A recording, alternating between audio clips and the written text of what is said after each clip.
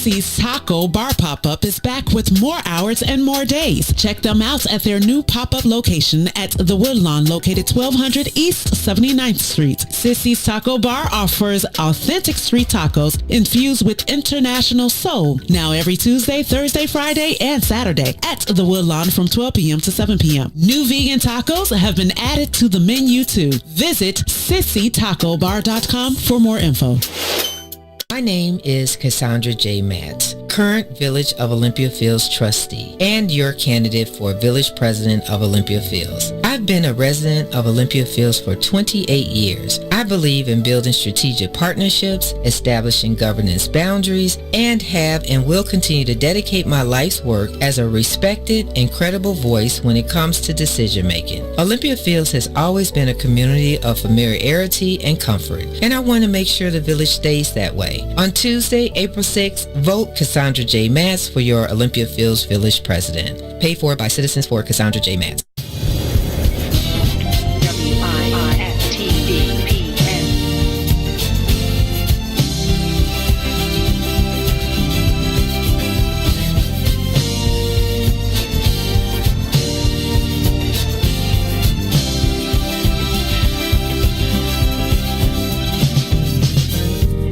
What about my love? Seems you have forgotten love. I do believe that something went wrong somewhere.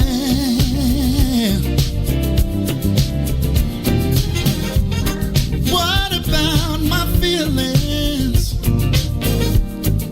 Do they mean anything at all? You got me so in love, I'm too blind to see. And but you got my love, now you wanna put me down. And but you got my love, got me standing on shaky ground. What about it, baby? What about the days and the nights we spent? What about the love we made so sweet?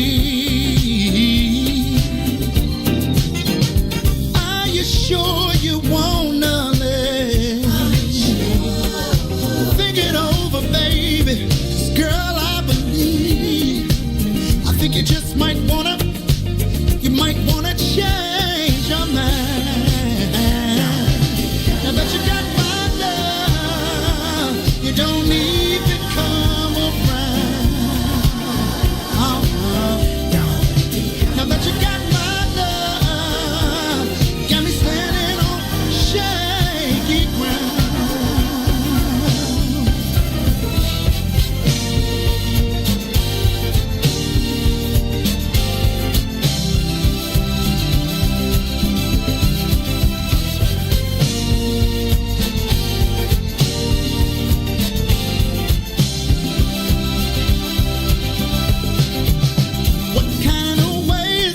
Treat your man when I gave all that I never had. You got me going through changes of life with you. Are you sure you wanna live? Think it over, babe. 'Cause girl, I believe, I think you just might change your mind. Know that you got my love, you don't even come around. Now that you got my love, you got me standing on shaky ground. Yeah. Now that you got my love, you don't even come around. You don't come around. Now that you got all my loving, you got me standing on shaky ground.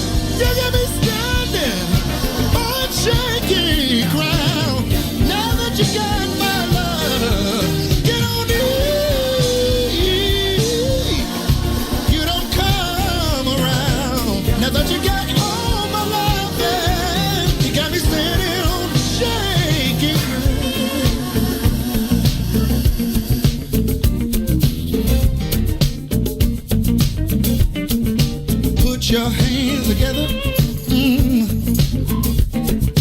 Put your hands together. Oh my. I had a conversation with her. This is how it went. Before you leave out the door, before you leave out the door, baby, won't you change your mind? Oh, Lord have mercy.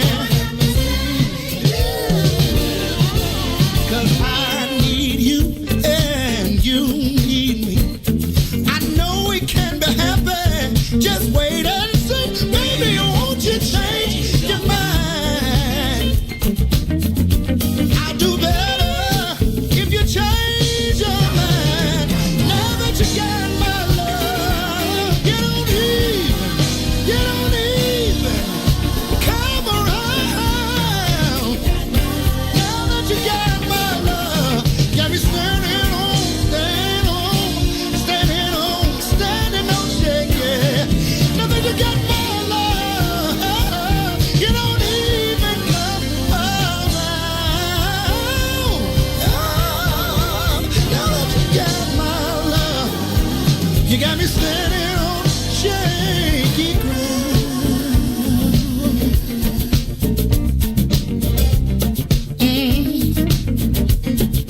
Baby, won't you change your mind? Baby, won't you change your mind? Oh no, I've been hoping, baby. I've been praying, baby. Yes, I have. Baby, won't you change your mind? Oh no.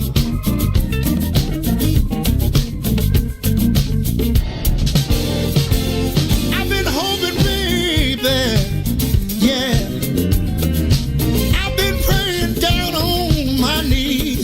Praying that you change your mind. Oh, Lord have mercy. I'll do better if you change your mind. You are listening to the most dangerous show in the morning. This is What's in It for the Black People Radio. Maze Jackson. Maze Jackson, the most vociferous advocate for black people in the world.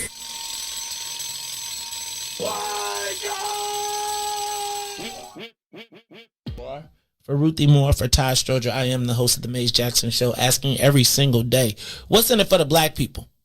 And if you don't like it, you can still tell them Maze said, Mayor Lightfoot, man, we ain't accepting that. We ain't accepting that. Let's go. Yeah. Let's get down to business and go ahead and address the facts, man. Lightfoot seems more lesbian than black. Rahm Emanuel's another case, he was just as tired. 50 closed schools left much to be desired. Police had Anjanette naked on that body cam. They suppressed the footage so it couldn't touch a lot of hands. Reminds me of that 16 shots in that cover-up. Both of them similar, so I went and dug it up. George Floyd killed, a lot of riots happened in the town. Southside burned and they wouldn't let them bridges down. Grandmother sick, need a prescription and plus a couple groceries. You gon' have to travel just to get it now. COVID-19 out here shutting all the business down. Not enough SBA loans to even give around. So many failed businesses that you could put them in the pile. If you don't survive the pandemic, it's gonna sit you down. We sing, dance, play ball, entertain, and crack jokes. Government infested black neighborhoods with crack smoke. System that milked us so bad, we got lactose. Still trying to find out what's in it for us black folks. We sing, dance, play ball, entertain, and crack jokes. Government infested black neighborhoods with crack smoke. System that milked us so bad, we got lactose. Still trying to find out what's in it for us black folks. Shout out to Willie Wilson, hope one day you get to send it. We need some different players in the game to handle business. Too many shady characters like Madigan and Blago. But when you really break it down, it's typical Chicago. City full of gangsters, it's what the land was built on. Same streets with hood legends, DNA get spilled on. Carjackers out here lurking, trying to get they steal on. Looking for a block to put them Hellcat wheels on. Let us give bogus appraisals a red line. Car crackers out here getting minimal fair time. And up the seal carry, I stay with the pipe. But Illinois gun laws giving minimal rights. Stay up on the swivel, make sure I'm moving tight. Check all of my mirrors when I pull up to the light. Pick my homie up from out of town, man, he caught a flight. He was hella nervous, told him, shorty, this is a way of life. We sing, dance, play ball, entertain, and crack jokes. Government infested black neighborhoods with crack smoke. System that milked us so bad, we got lactose. Still trying to find out what's in it for us black folks. We sing, dance, play ball, entertain, and crack jokes. Government infested black neighborhoods with crack smoke. System that milked us so bad, we got lactose. Still trying to find out what's in it for us black folks.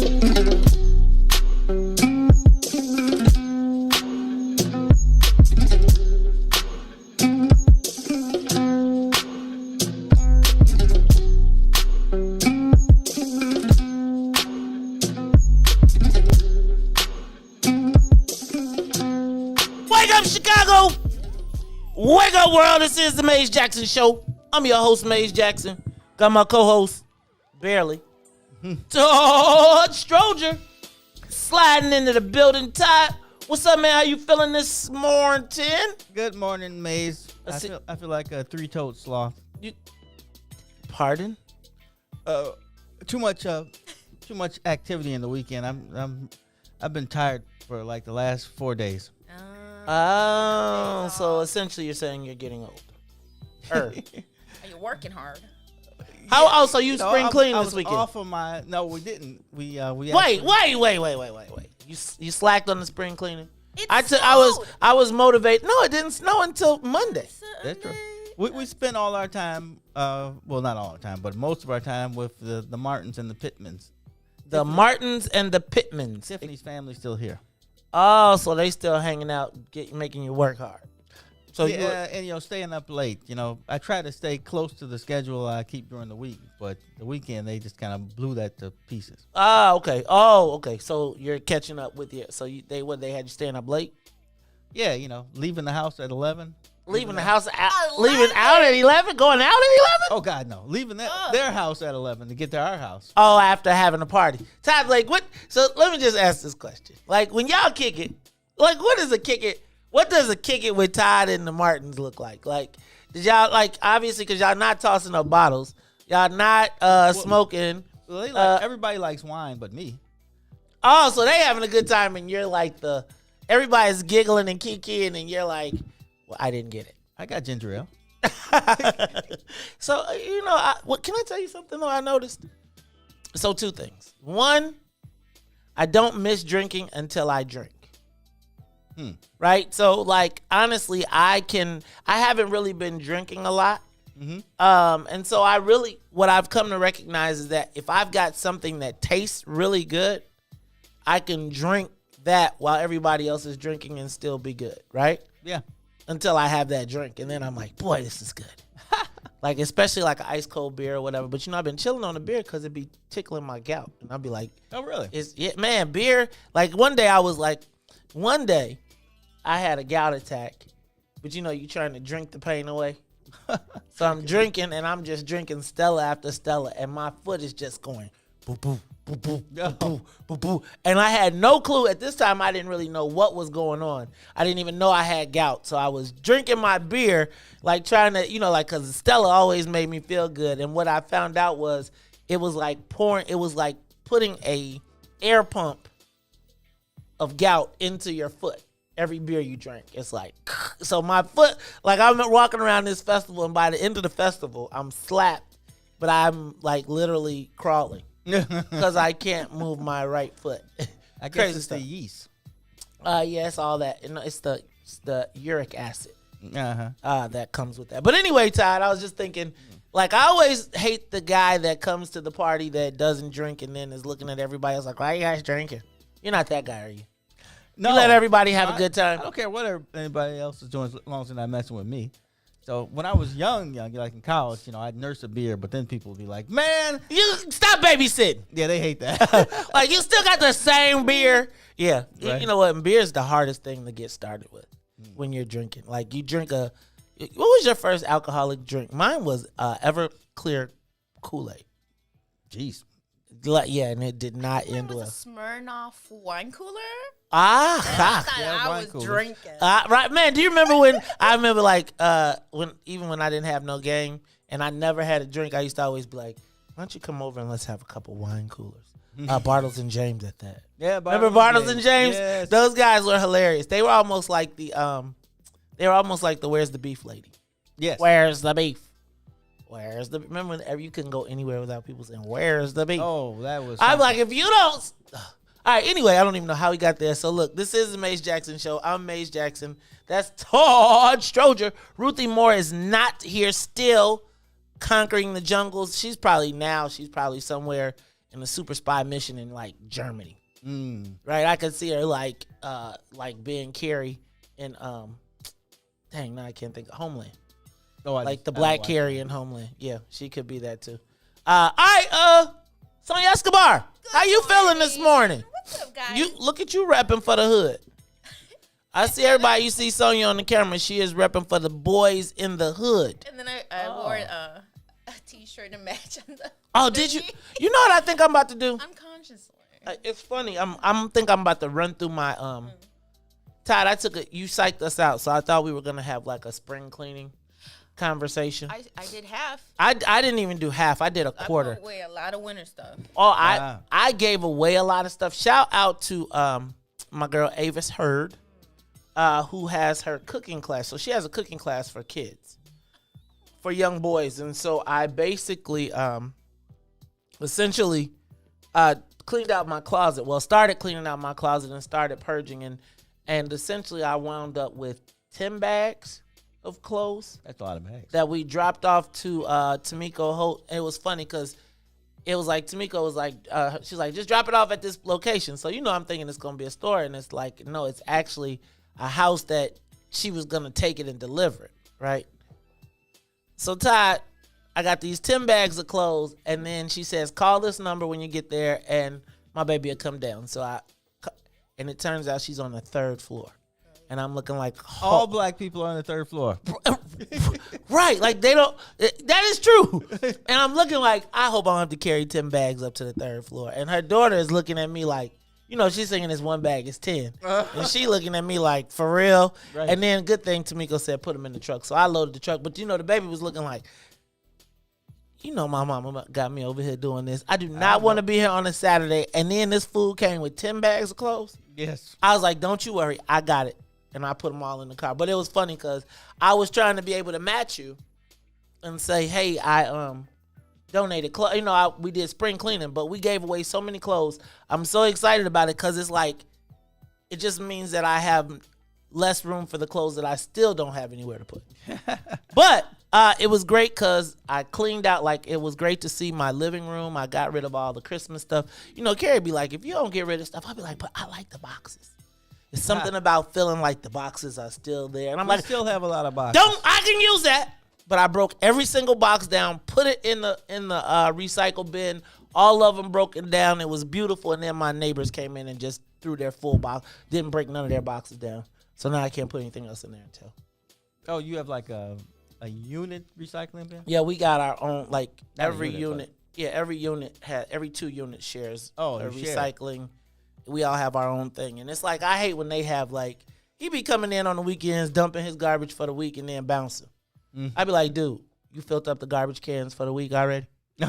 On Saturday. We don't get enough. It's all right though, man.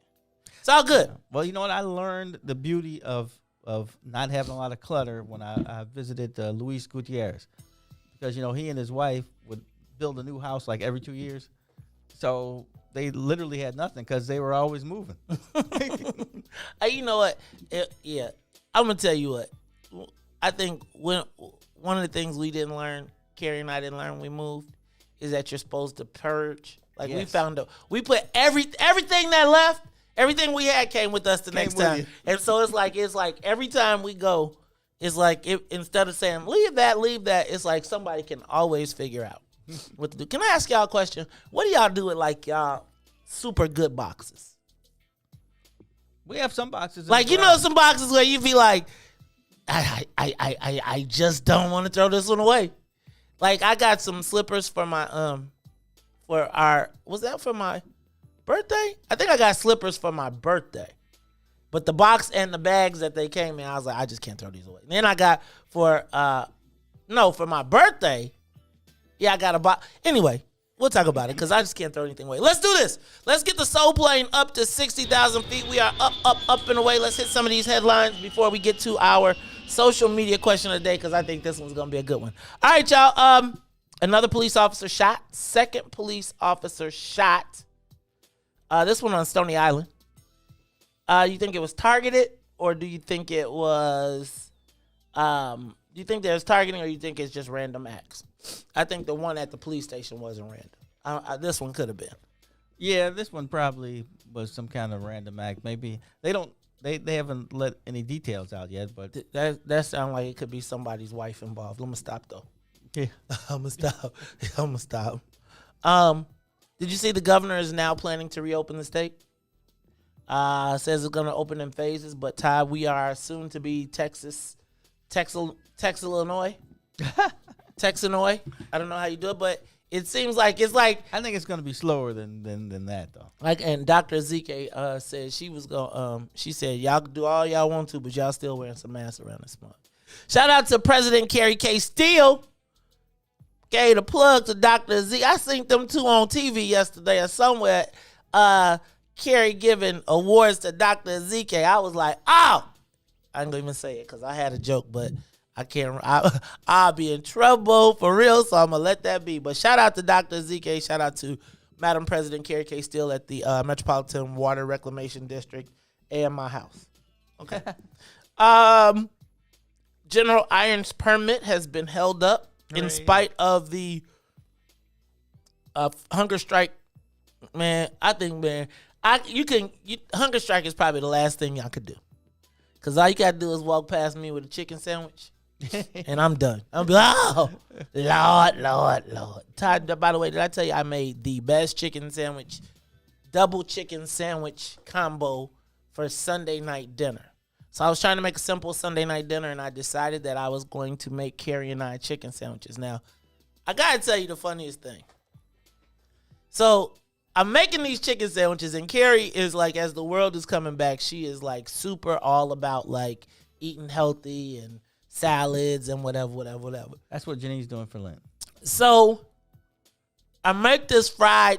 So I was like, and I wasn't thinking about it. I was just like, man, Sunday dinner, I'm going to make something good. So I came up with the idea of doing a double fried chicken sandwich. So I went and got brioche buns. I battered and fried each sandwich was going to have 2 chicken breasts.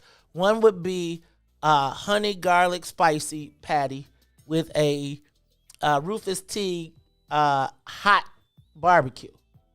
Combine that with a piece of cheddar cheese in between, topped with bacon, and then your choice of toppings like lettuce, tomato, blah, blah, blah, blah, blah. So clearly as I'm baking this and it's cooking up and everything, it's clearly like the fat cholesterol sandwich of the week. And Carrie comes down and she looks and she like, now you know I'm eating healthy, right? And I was like, yes. And I was like, oh, babe, I'm so sorry. I wasn't even thinking. You want me to make you a salad? You want me to make you a salad? She was like, nah, just give me that no bun. I was like, that ain't. And it was funny because she was like, you know what? The whole thing is just like a cholesterol. She was like, I'm not passing that sandwich up. So then she ate half and then saved half because she was like, she was still trying to be on top of her couch. But the funniest thing, and I guess I didn't get it comedically because it was like, wait, so you making 2 fried chicken breasts on a sandwich with bacon and cheddar cheese? Yeah, right. And you're going to put that on a brioche bun that you're going to slather with butter and garlic and blah, blah, blah. And she was looking, she was like, you know I'm trying to watch my weight. Just give me that without the bread. And it was just so funny. That bread stuff that's serious. I got you. But by the time you finished everything else that was in that sandwich, but I'm going to tell you that bad boy was good. It was good. All right. Kim Fox announces Leah Gutierrez as her chief diversity officer. For the vaccine conspiracy theorists, AstraZeneca has been held back in Europe because it is apparently, some people are saying that it causes blood clots. Some are saying that there's no evidence to it. However, the EU has said, hold it, pull them back.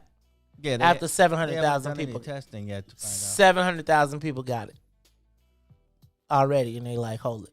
All right. I'm a little Yeah, nervous but now. you know, right now it's just crying wolf until they do some research. Till somebody grows the third eye. I keep looking in the mirror every morning to make sure that I don't got new limbs or anything. Not that I took the shot or anything. But I just check every morning. Like, guys, if I come in here tomorrow and it's like a eyeball growing into my forehead, it's not that anything about the shot. Just keep an eye on me. Just make sure nothing, like if you notice any, I don't get a twitch or nothing. We'll talk about it a little later, okay? All right, hey, y'all, people are getting back on the planes. People are getting, I was looking at, Pastor Ira Ackery's Facebook page, and he took a photo of him taking a flight. I don't know if that's not supposed to be told, but he was on flight, and the plane was packed. Like it wasn't no social distance on nowhere on that mug. No, not anymore. It's over, dog. I think this thing is over. I just think they just like, how long do we have to do before we can say? We hope it's over. I'm gonna tell you like this: even if it ain't over, they not locking this country back down. They're not doing it. No, I don't think they can do it like They're that. not gonna do it again. They're gonna be like, y'all go outside at your own risk, but they not shutting it down again. They're not doing it. Yeah, economy. The economy over. Ruthie with the kind of science wins again from long distance. Mitch Trubisky is out of here today or tomorrow, I think it is. Really? Yeah, that's it. There's no sign. They're just not gonna re-sign him. Oh. And then he just evaporates. But they're saying he has a chance to go somewhere else and start. Okay, so go. I can see. Like phew. And then finally, He had some success. Kind of success. shout out kind of success. I mean, I'm gonna tell you, he led us to the most exciting season we've seen this decade. Yeah, I agree with you. The double doink, one double doink away, and quite frankly, don't get started because Gino will get all bent out of shape, right? So will Rick, DJ, aka Reese the Ruler, because they think that Mitch Trubisky, I mean, he does have like his record. I mean, he's underwhelming, but I don't know. Just to think though, we could have had Deshaun Watson or Patrick Mahomes. Holy moly, yes. I think that is the stinger. Bro. I think that's the stinger, right? I think And they gave up picks to get Trubisky. Yeah, and I think that looking at Mitch Trubisky, as long as he would never be successful in Chicago, as long as there's a comparison of him to Deshaun Watson and Patrick Mahomes, right? Because Chicagoans will always be like, we could have had him. No, he'd never be successful throwing interceptions. That's what the problem was. We don't care what his name is. Yeah, we do. We would have loved to have Watson, but the Bears do. But that's because they win. As Herb and them say, that lady. He would be Mitch Trubisky. Yeah, you're the greatest thing since sliced bread. If the Bears, you're right. But as Herb and them say, that lady, that is so funny to me. They talking about him? No, that lady is Virginia That McCaskey. lady. Oh, The white lady. That lady, they won't say the white lady. They say that lady, That lady. will not my daddy's team. That's hilarious to me. All right, and then just a moment of silence real quick. Yaphet Kotto passed away apparently at age 81. Yaphet Kotto, the movie I can just off the top of my head name is Alien. But he was an alien, yeah. But I can't think of all the movies, and I'm gonna have to pull up his. That's funny. I was thinking the same thing. But it's like he always seemed to, at least in the 70s and through the 80s, he was always a presence in the movies. I feel like I've seen him in a million things. I bet you when I go do this research, I will find a bunch of movies that we'll know. The Liberation of L.B. Jones might be the first thing I saw him in. But Yaphet Kotto has passed. Apparently at age 81.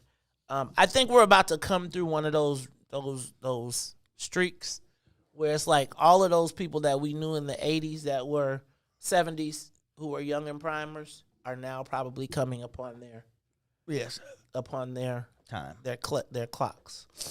So I would expect that in a short amount of time we will start to see names like Sydney. Yeah, you're not supposed to throw people's names out. Okay. I won't. All right.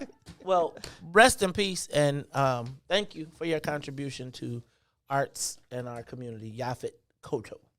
All right, y'all. It's the Maze Jackson Show. When we come back, we're going to take the social media question of the day. I want to know, is it time to call out the racists in your life? We're going to ask this question because I think we're at a unique time. We'll talk about it when we come back. The Maze Jackson Show will be back after this break. My name is Cassandra J. Matz, current Village of Olympia Fields trustee and your candidate for Village President of Olympia Fields. I've been a resident of Olympia Fields for 28 years. I believe in building strategic partnerships, establishing governance boundaries, and have and will continue to dedicate my life's work as a respected and credible voice when it comes to decision making. Olympia Fields has always been a community of familiarity and comfort, and I want to make sure the village stays that way. On Tuesday, April 6th, vote Cassandra J. Matz for your Olympia Fields Village President. Paid for by Citizens for Cassandra J. Matz. Shop at Black-owned and operated Solo Beauty, where you are appreciated and respected. Located at 8158 South Cottage Grove, Solo Beauty can supply all of your black hair care needs. Solo Beauty is open from 11 a.m. to 8 p.m., Tuesday through Saturday. Back to the Maze Jackson Show.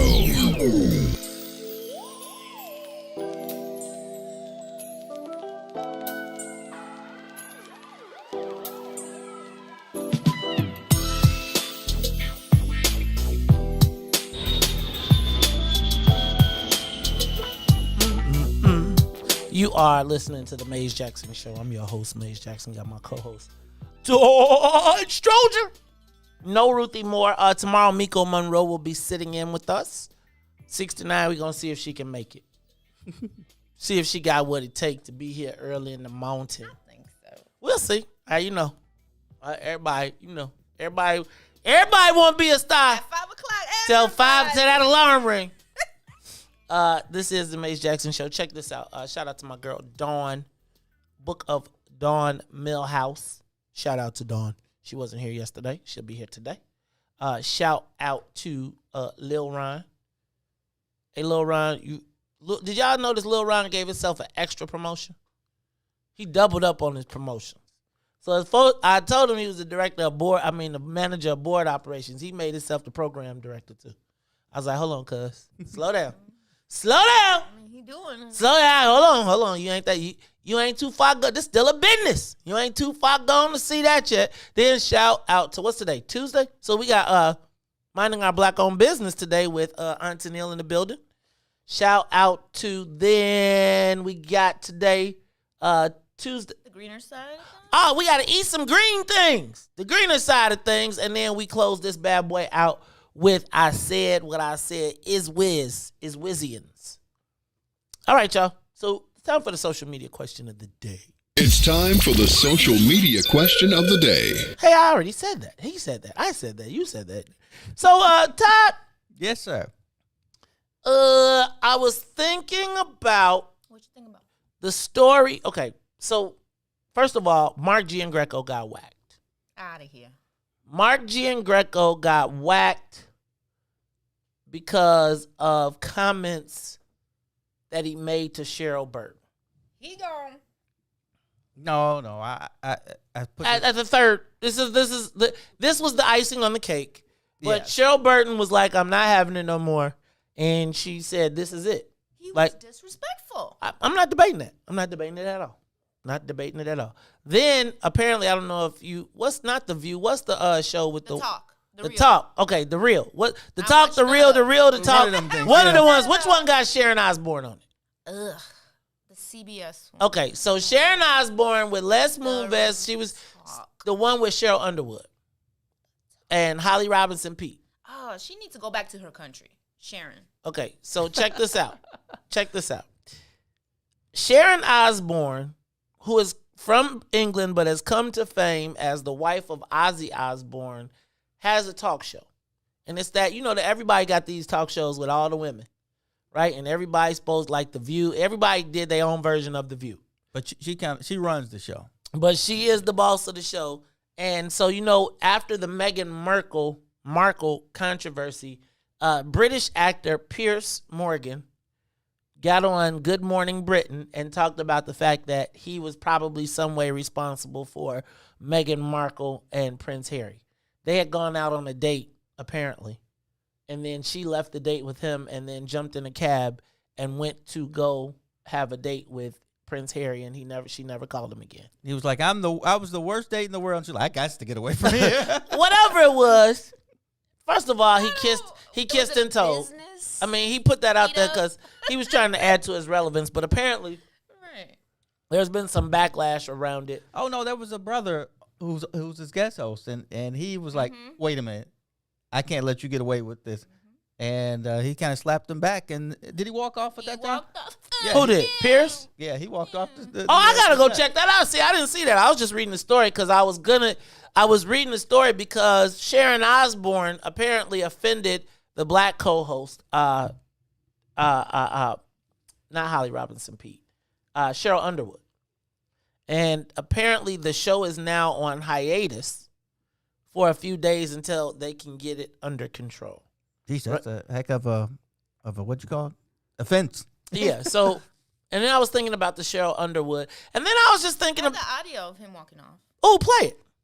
Dies out. Okay. Monarchies have died out all over Europe. Alex, yes. Well, hang on. We'll come to Alex in a sec. Okay, all right, I'll wait. Well. Would you mind waiting? Well, actually, I don't know. No. Carry on. To you, mate. You don't. I'm just going to... I was going to make the point, Alex, that something very different happened with Prince Harry was that Alex he the co-host. was in a relationship with a woman who was very different. And they felt that the press then turned on them and was racist. They have had an overwhelming amount of negative press. I watched the program yesterday, and yes, they had some great press around the wedding, but what press is going to trash someone's special day? There was bad press around the engagement, before the engagement, and everything that has followed since has been incredibly damaging, quite clearly to Meghan's mental health and also to Harry. And I hear Piers say that, William has gone through the same thing, but do you know what? Siblings experience tragedy in their life, and one will be absolutely fine and brush it off, and the other will not be able to deal with it so strongly. And that's clearly what has happened with Prince Harry in this situation. He walked behind his mother's relationship with Meghan Markle, or had one, and she cut you off. She's entitled to cut you off if she wants to. Has she said anything about you since she cut you off? I don't think she has, but yet you continue to trash her. Okay, I'm done with this. No. Sorry, no. Sorry. So, do you know what? That's pathetic. You can trash me, baby, not mine. No. I'm being... Sorry, can't do this. This is absolutely diabolical behaviour. I'm sorry, but diabolical on a regular basis, and we all have to sit there and listen. 6:30 to 7 o'clock yesterday was incredibly hard to watch. Incredibly hard to watch. This is he has the ability to come in here and talk from a position where he doesn't fully understand. Okay. So he couldn't even take 2 minutes of that. Hey, could you play that over, but with closed captions? Right, because I studied the buddy and I start. Yeah, it's like when I watch one of those movies. But here's what we know. What we know is that the white boy was mad. Piers Morgan was mad that Meghan Markle played him. She kicked him to the curb. She cut him off. He got ghosted. She said, that's it. Period. You're lame.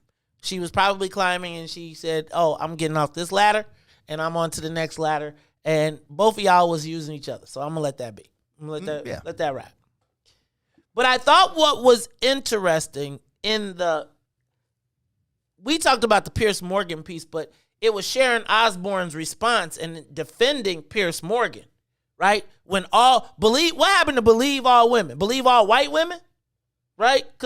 So Sharon Osbourne and apparently her co-host, the black co-host on the show, got into a debate so much so that at this point, Sharon Osbourne, who would have had the upper hand if this was 2 years ago, is now on a hiatus because the black women like, hold on, nope, we ain't honored. And I was just thinking, for the social media question of the day, is now the time to call out racists in your life? And here's what I was thinking, right? I was thinking that we as black people have had to endure racism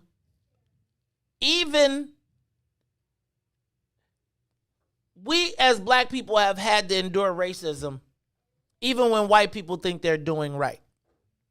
Or when they have the ability to be racist with no consequence. And I was just thinking, like, in this cancel culture, in this culture of, like, you can't just get away with it, should we go back and start getting the racists before this goes away? I was just thinking, I want Miss Ruppel so bad. Like, I want every black kid that had to go through class with Mrs. Ruppel at Northview Grammar School. Every black kid that was in her class, she was a racist. We had to sit there and we had to be belittled as black people in her class, and she was a racist. Miss Bronkema, who all of the white kids love because she let them walk around and be free in our recess, break time, in class. Like, we were in honors classes, and so you didn't have to ask to go to the bathroom. She gave you the freedom unless you was black. It's so fun. And I was thinking about, like, when I see all of my friends from high school be Miss Legacy. They tell all these stories about how these teachers nurtured them and showed them the way. And I was like, that racist broad. And I was thinking about when I was working at McDonald's or Burger King, and I was clearly the excelling black person because everybody else was at Burger King. Like, man, I'm at Burger King. I'm stealing everything I can that's moved in. And I'll never forget, the manager called to me and she said, Meghan, you're not like those. Like, they're like ninjas. You're not like them. That's why you're going to go places and they're not. And I was standing there like, did you just call them niggas? And I was kind of like, but I also was getting ready to go from making $6 an hour to like having a salary of $40,000 a year. So I was like, dang, what do I do? Right. So in my interview, I told, but I was like, she was the person who recommended me. Mm-hmm. Right? Like, how do you deal with those people that you knew were racist in the past, but you gave them a racist pass? Is it time now to go, like, Mike Madigan is gone. But remember how I told you that, is he going to want to die and be called a racist? Like, for his grandparents and his children, you know what I'm saying? And I'm thinking, like, all of the people that have taken advantage of us, right, who thought they were benevolent, who thought they were friends, is it now time to be like, nah, dog, you're a racist? We feel you're a racist. Because how many white people be like, I'm not a racist? Well, I got plenty of black friends, right? But even when you listen to them talk, they think of you less than, even though they think of you as than. You know what I'm saying? Have you ever heard that? Like, where people will be talking to you like you're different. Oh, yeah. But you like, no, I'm not different. It's like, it's a lot of smart black people. You just don't know them. Or you've just never had the opportunity to see them display their smartness in it. And I just was thinking, like, did you ever have a racist teacher? Did you ever experience racism in school by somebody that all the teachers praised as somebody who was, I was just thinking about coaches. I was just thinking about, like, my whole entire life of watching coaches. Black quarterback? No, we can't put a black quarterback there. Mm-hmm. Right? I was thinking about, you know, I think back to the experience of, I heard two talking about yesterday the experience that his son had at a Montessori school. And I was thinking, it made me think about an experience. Remember when I told you about the girl at the school said that my son was the child of a drug dealer? Right. Right? And I was just thinking, like, what else happened during that time that my son had to deal with? Right. And how many people at that school probably believed it but didn't say it or had some inference and so I guess, is it now, did you ever experience racism growing up? I also was going to point out yesterday that I would tell you that experience of racism probably are more prevalent among upwardly mobile black folks than less fortunate economically. And I was thinking about that conversation yesterday, part of it, and I was thinking, like, you have indirect contact with racism when you have less economics. You are more in direct contact with racism the closer you are. Like, if you live in the inner city, I would tell you that you experience inner city, or if you live in the city, right? Like, if you live in the city, your experience, especially a place like Chicago, your experience with racism comes from institutions. It does not come from individuals. It comes from the police. It comes from the school. It comes from when you live in the suburbs, your experience with racism is direct. It's institutional, but it's also direct because you're like, if you live in the city and you go to school, you could potentially go to school and never see a white person ever. Oh, yeah. In CPS. You could literally, unless you go to Whitney Young, you know what I'm saying? Right. You could literally go to school without seeing someone else. So how do we address that? Not how do we, but should we go back and call those people out? Do you think there are people that walked around that thought that they did us a great service and they was really some racists? That really thought that they were. I mean, I think about the people that singled me out. Right? I almost feel like they singled. In some cases, I'm grateful, but I do feel like their singling me out was selective racism. Right? And being like, he's special. Put him over here. And as they tried to put me over here put me in the closer proximity. They thought they were doing me a service by putting me in closer proximity to whiteness. Now, there are some benefits. Don't get it twisted. Right. Because I saw the world and was like, hold on, y'all holding out.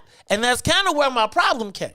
Because all the time that I've ever been isolated or some white folks have tried to put me in a place to say, you're different. We want to show you. It made you have to be. I always be like, hey, y'all, did y'all know it's over here? Like, the white people be like, come on over here, Maze.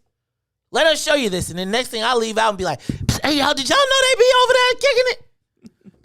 Don't believe they don't put sugar in the Kool-Aid. They just give us the dry Kool-Aid. They be getting fruit punch. See, you sound like Mr. Das.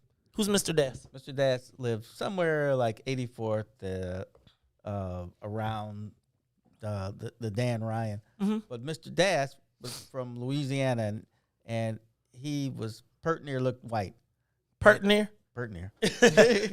And he worked for the city. I think he may have been a mason or something like that. And a bricklayer. Oh, I thought you meant a mason or something. Yeah, but he'd say that, the white people thought he was white, so they would say anything around him. And then he'd go back and tell the black guys what they said. Right, and it's I feel like I want to go, like, I actually feel like there are racist people in my life who meant me well. No, I mean, 100%. Like, I feel like they thought that they were doing their part. But even in doing their part, they were truly expressing their racism. Right? Like, but it also has, so it's a peculiar place. But I was just thinking, like, should we go back and tell the people who thought they wasn't racist that they were? That they were, like, I think about coaches.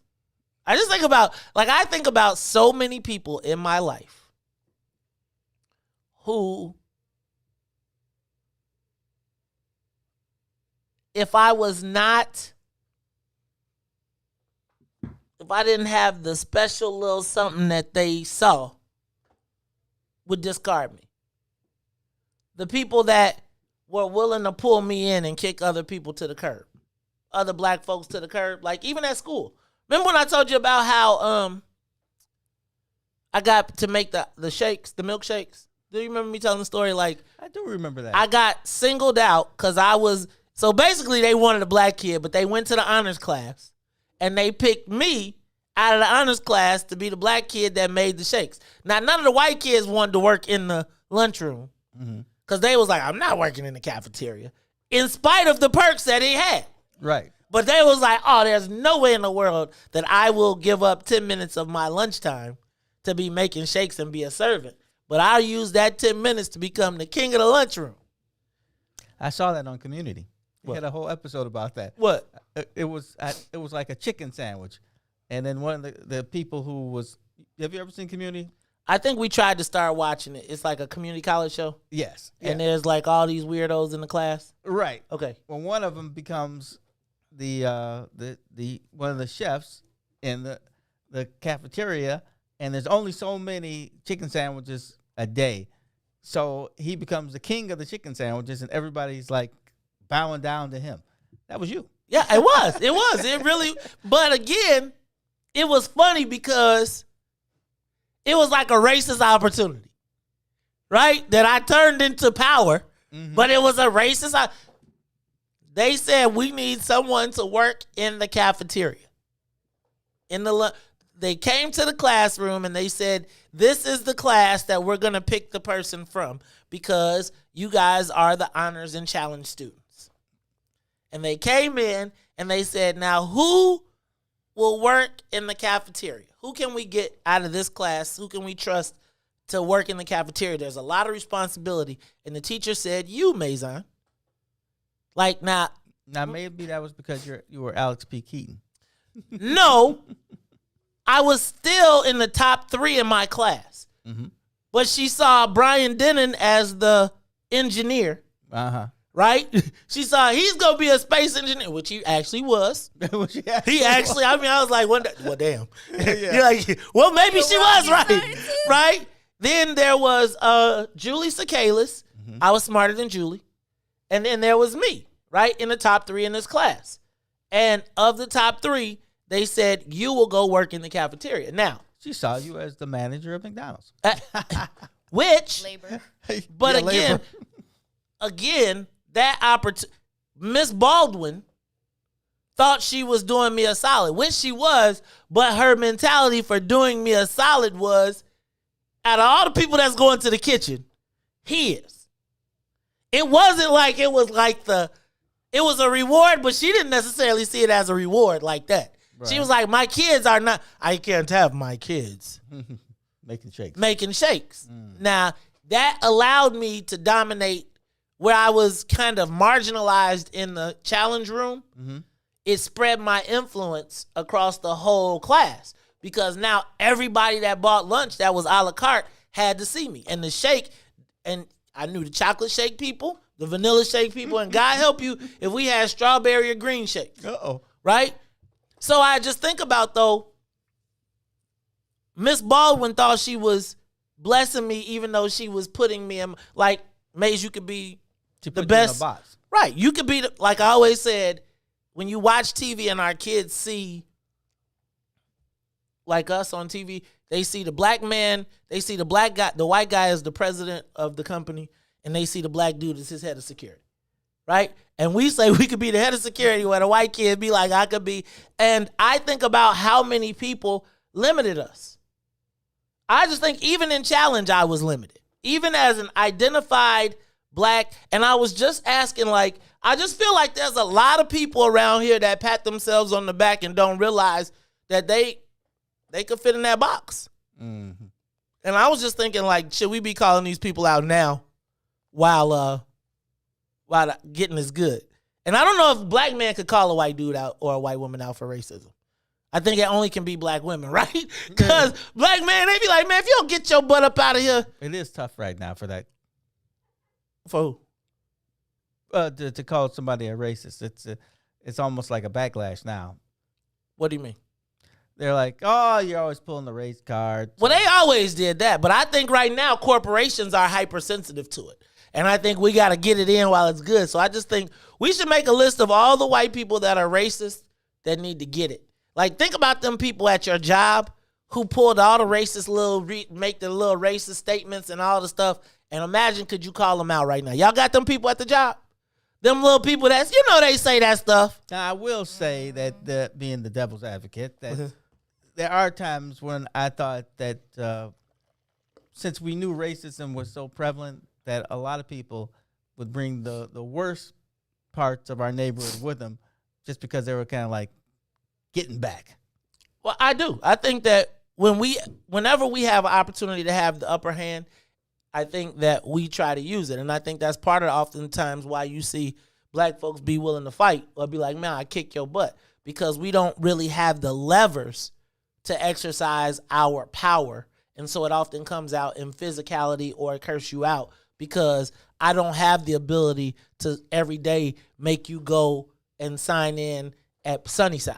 Right. Right. So oftentimes our expression of anger against racism comes out in physical or verbal, which ultimately sends us down a slippery slope, where the white boys exercise their racism by saying, oh yeah, we'll promote you to the head of custodial services, but you can never, right? It's like, I told you, it's like, I know certain offices in the state of Illinois building, you can make as much as the white guys, but you got to do it as a janitor. You can't do it as an executive. Can't have a white shirt. You can't have a white shirt. Now you can be the boss of all the custodians in the whole entire and have a patronage army up under there, but you will not be bringing you and your little narrow-headed black kids on the floor to be walking around these executive offices where we keep our kids and prepare them to be your bosses. It's the Maze Jackson Show. We'll be back. The Maze Jackson Show will be back after this break.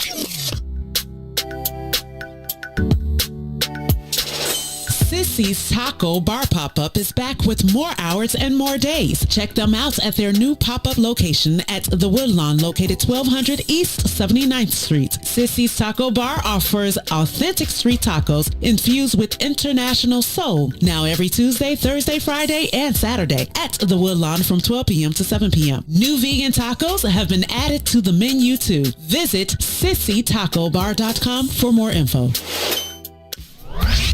Tuned into Minding Our Black-Owned Business here on What's in It for the Black People Media. Ms. Jamalita Tillman. The great thing about what we do at the Harold Washington Cultural Center is that it doesn't just resonate on the South Side, in Chicago, in Illinois, in America. We're in 12 different countries with emergency preparedness programs for institutions and theater schools, as well as curriculum and stage plays. We are the only theater in the country that takes a delegation of students to the Tony Awards every year to get the full Tony experience. So that's everything from seeing a play to hanging out with Broadway actors to going to the Grand Gala at the Plaza Hotel after. I'm very proud of that. And when I say the only theater, I don't just speak for Black. I'm talking the only theater that pays for everything. We book their flights. We get them dressed, we put them in hotels, we feed them, and we burn them out, because when we go to New York for the Tony Awards, and for those who don't know, the Tony Awards are the highest coveted award for Broadway musical theater. It's like the Grammys of theater. That's a huge deal, because one, it's not cheap to do that. Two, this is something that even those that are professionals, there are people in Broadway who've never attended the Tony. So that's one of the things I'm very proud of.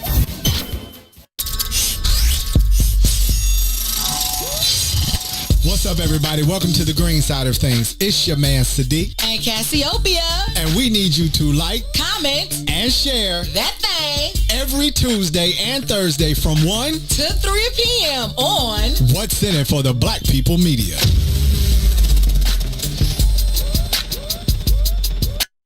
Introducing your trusted source for high-quality Black emojis, better known as Blackmoji. We believe Black is beautiful, and that beauty should be reflected in the digital market. Now there is an app that does just that, starting with Black Greek letter organizations. Blackmoji D9 offers more than an emoji app. It is a cultural experience of Black excellence. Download the app in the Apple or Google Play Store to access a specially curated catalog of emojis representing the Divine Nine. Use the emojis to celebrate Black Greek events, acknowledge current events, support social causes, and learn about esteemed Black Greek members who blaze the trail of Black history. A portion of every subscription goes toward a scholarship fund specifically for members of Black Greek letter organizations to help keep the legacy alive. Download the Blackmoji app today.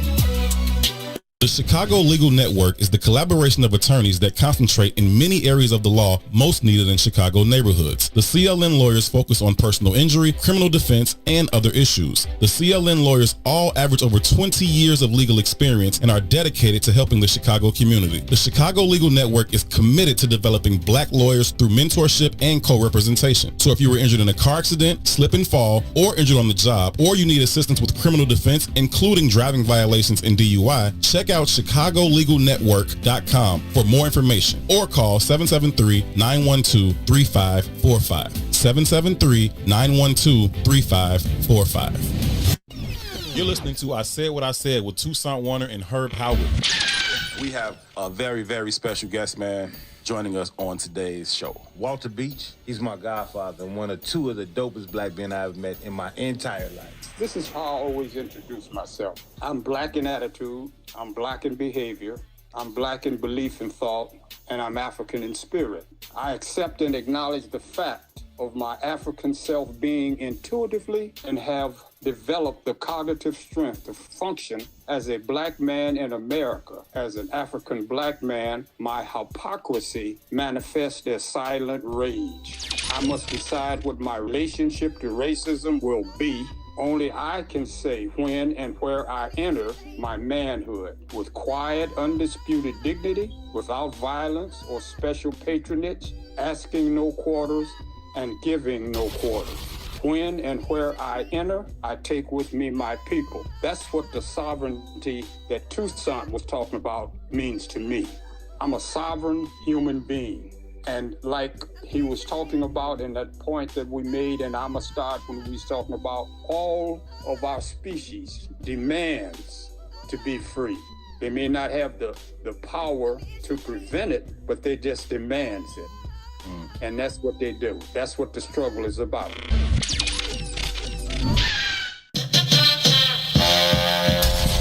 Rogers, let me ask a question. Do either that son or your grandson smell like transmission fluid?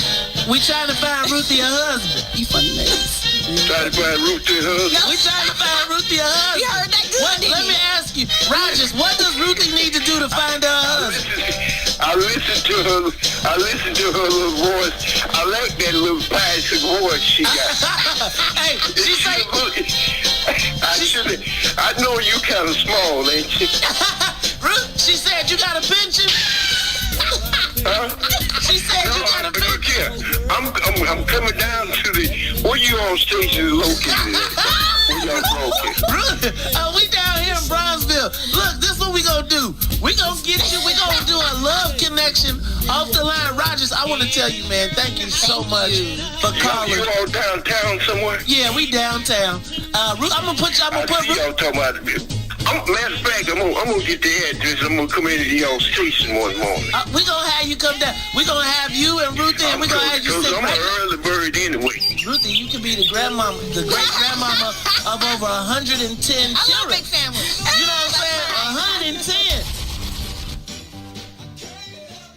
You are listening to the most dangerous show in the morning. This is What's in It for the Black People Radio. Maze Jackson. Maze Jackson, the most vociferous advocate for black people in the world.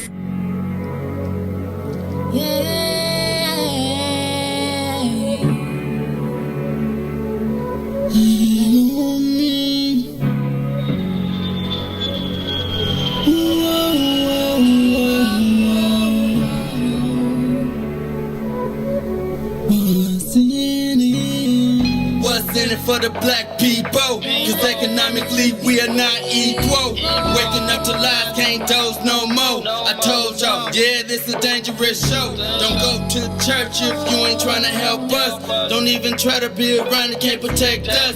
We see the lies, not other politicians. We need money and no symbolism. It's Maze, it's Sonia, and Ruthie, and Todd, explaining how we all come from God, giving us tools to beat the odds. If we united, our movement gon' stop. If they ain't tryna help us, they ain't tryna do nothing. We gotta do something, we gotta stop running. It's time to confront the problem. Really, you expect your oppressed to solve on. What I'm telling you.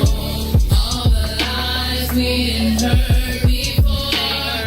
Time to pay attention. You gotta do more than listen. Need some action with on the count of three. Let's roll. Wake up, Chicago. Wake up, world. This is the Maze Jackson Show. I'm your host, Maze Jackson. Got my co-host, Todd Stroger. Miss Sonia Escobar. Ruthie Moore is out. But I'm going to tell y'all what. We are looking forward to her return. I think it's at the end of the month. Maybe she come back before April, don't she? I like that, huh? Yes. I want to say it's like supposed to be like the 23rd. She come back on the 23rd? Yeah, something like that? Yeah. Oh, so, all right. But she better be back. Trying to be around here trying to find a paying job. What's wrong with you? Yeah, what's wrong with you? Around here trying to get a job that pays some money. Like, you better stop it. How dare you? What's wrong with you? Where's your sacrifice to the people? Shouldn't you just sacrifice your life for the peoples? Black people, the black cause. Black people, black cause. Where everybody will take everything and give you nothing and be like, and what you giving me now? Let me stop. Yeah. I'm just being silly. I'm going to be honest with you. You got to love on black people because it's like the love that they give you is returned infinitely. All right. Speaking of love being returned infinitely, Todd, your boy is over at the Vatican. Looks like they're getting ready to kick off World War III. Because apparently in a victory for conservative Catholics, they have said no to gay marriage. This is nothing new. No, hold on, Todd. Now, what do you mean this is nothing new? We don't live, this is a new society that we live in. This is a new age. He's just repeating what some of the other guys said. I can't remember. One of the popes said this earlier. I just don't remember what his name was. Yeah, but there's been a full-on assault. The Catholic Church in Germany, which is known for stirring it up. You got to be careful with Germany. Have you ever... Let me tell you why you got to be careful with Germany. I always say. You got to be careful about Germany. I'm just going to tell you. Not that I've ever seen this, but my cousin told me, like, if you ever, like, put in anything from Germany, like, on the, in the porn space. Uh-huh. He was like, the stuff they be doing is like, whoa. Like, where'd you come up with that? Like, so apparently the Germans pretty... Even saying the Germans. But I'm just saying, the Germans... They're too creative. Or sadistic or whatever. Man, the stuff they be doing, man, I'm just telling you, my cousin was like, I was like, they did what in the video? So anyway, I was not surprised to find out that this movement to... and this is really an opportunity of the German church to push the Catholic Church on controversial issues. Now, they say that the Catholic Church has been, the Church of Germany, the Catholic Church in Germany, has been at the forefront of pushing for gay marriage acceptance in the Catholic Church. Oh. Todd, we've been seeing that around the country and around the world, churches are starting to have this debate, right? We've even seen some churches split over the issue of gay marriage. Now, we saw Pope, I don't know which Pope. What's this Pope? I done got Benedict. Pope Benedict. That's something. I just can't remember what it's Benedict. Benedict. I'm going to stop. Pope Benedict last year said that the Catholic Church should be welcoming to the LGBTQ community. Remember, it was a big old thing, and he said, is it Pope Francis? Pope Francis Benedict Francis? Oh, wait a minute. Is Benedict our cardinal? That's super. What kind of good Catholic? You pay your dues to Catholic Church and you don't even know who your Pope is? You don't even know who you paying your dues to? Yeah, Ain't that like your president? I haven't been paying much attention. Isn't that the world president to you? No, he's not the president. Those days are over. He's I keep on telling you, he's the boss of the not like Catholic it used Church. to be. It used to be that the Pope could tell the monarchies what to do, but that's not. Yeah, but he can still tell the priests what to do, except to stop leaving them little boys alone. That's another story. Anyway, don't go there because you know that's something that's widespread, and we need to be fighting that tooth and nail. Well, hold on. Now, hold on. So let's go. I'm gonna go and say that the Vatican said no to gay marriage. The Pope said that he says to love people, but Wait a minute, is the Pope's name Francis now? Yes, man. You done sold us out. Got me talking about some Benedict. That's why I'm not listening to you no more, Sonia. And you pay dues to these people, and you don't even know whose check you writing it to. Yeah, Sonia. Well, Sonia comes from. I left a long time ago. Yeah, but you come from a tradition. She come from Google. That's what she come from. Don't Google. tell my grandma though. They got saved. See, she got to stay in the mix, even though she's like, I'm not really. I gotta show up. You gotta show up. So do you show up, Todd? You pay dues, don't you? Don't you pay tithe? Don't you tithe? Haven't tithed in a But while. you give to the church, right? Yeah, we don't have a church at the moment. What? The Catholic Church? They stole your church. Don't you go to Saint Sabina, man? They closed my church. Go to Saint Sabina. They're still open. Yeah, I know. So there's a lot of people in my situation who don't feel welcome going somewhere else. We've been in the same place for not even old St. Mary's. I've been in the same place for probably like 45 Where'd you went? years. St. Albie's? St. Felicitas. St. Albans was our rival. They still around. Looks like they're not still anymore. around. So,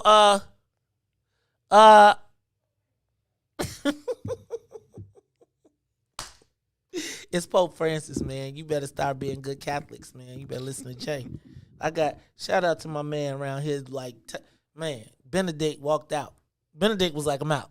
Peace. Oh. He was like, give me the house. Give me the keys. You can have this mess. He's like, y'all keep it. Okay, so anyway. Oh, that's right. He got old. No, he got tired. They all old. Well, they all old. They all old. I mean, he got ancient. Okay. I think. Yeah. So, got me to thinking, Todd.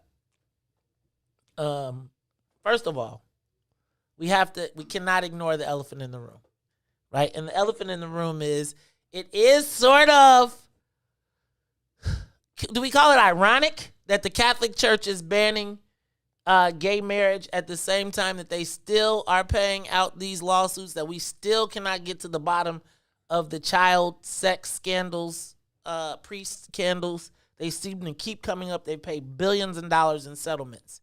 No, I'll go back to this. There are some terrible men out there, and a lot of them are ministers. The difference between that and the Catholic Church is the Catholic Church is so structured, if you can get in it, the root, and figure it out, you can figure out what the heck's been going on. So they figured out that there's these men who've been doing things, and the church has been like, well, we're above this. But they also have been helping each other. Almost like with Jared with Subway. We found out Jared at Subway had friends, and they would help each other. I didn't really know that. Oh, you didn't know that? But here's what I do know, Todd. I do believe that the Catholic Church became a repository for child sex. For pedophiles. Yes. And I think that unlike, I'm not going to say that there are no bad ministers anywhere else, and that they aren't, but I think that and I think we've seen stories about how it was just like the police became a location for white supremacists. The Catholic Church became a place where they knew that they could be protected, right? Where they knew that there was a space, and they all kind of convened there, which is why they had these rings and they passed the boys around, and it was a network, right? And I do believe that there is pedophilia across all of the churches and ministers and these places of trust. But I do think that, let's be clear, the Catholic Church it almost was woven into what they were doing. Like no, I wouldn't say that. Come on, man, you talk. What I would say is, and this is just my personal thing. Okay. I have no trust of any all male groups. Any all male groups need somebody from the outside looking in. That poor woman will have a lot of problems. She better be careful. That's what happens. All male groups in jail. like, you saw what happened with all male groups and the public defenders in jail in Cook County. They got sued for millions of dollars because they all male groups was, when the public defender came in. Oh, right. Yeah, I remember that happened. Yes. So, Todd, first of all, so here's what I think is about to happen. I think and I feel like the Catholic Church, even though people don't identify it, is the symbolic head of Christianity. Like, I feel like all the other churches sprung from that. And that's kind of all the other Christian denominations sprung from that.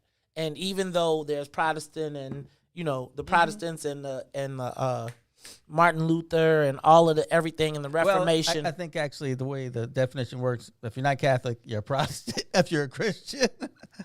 Right, I get it. But what I'm saying is all of it initially came from the Catholic Church. Right. Like the Reformation, everybody's root comes from the Catholic Church in Christianity. Right. Right? And I believe that what we are about to see is the full-on assault war of the LGBT community with the Catholic Church. And if they can crack the Catholic Church, then everybody else goes down. Nobody else can resist. Resist the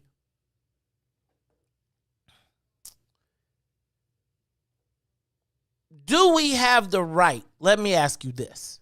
Do we have the right to religiously reject accepting LGBTQ indoctrination into our spiritual lives?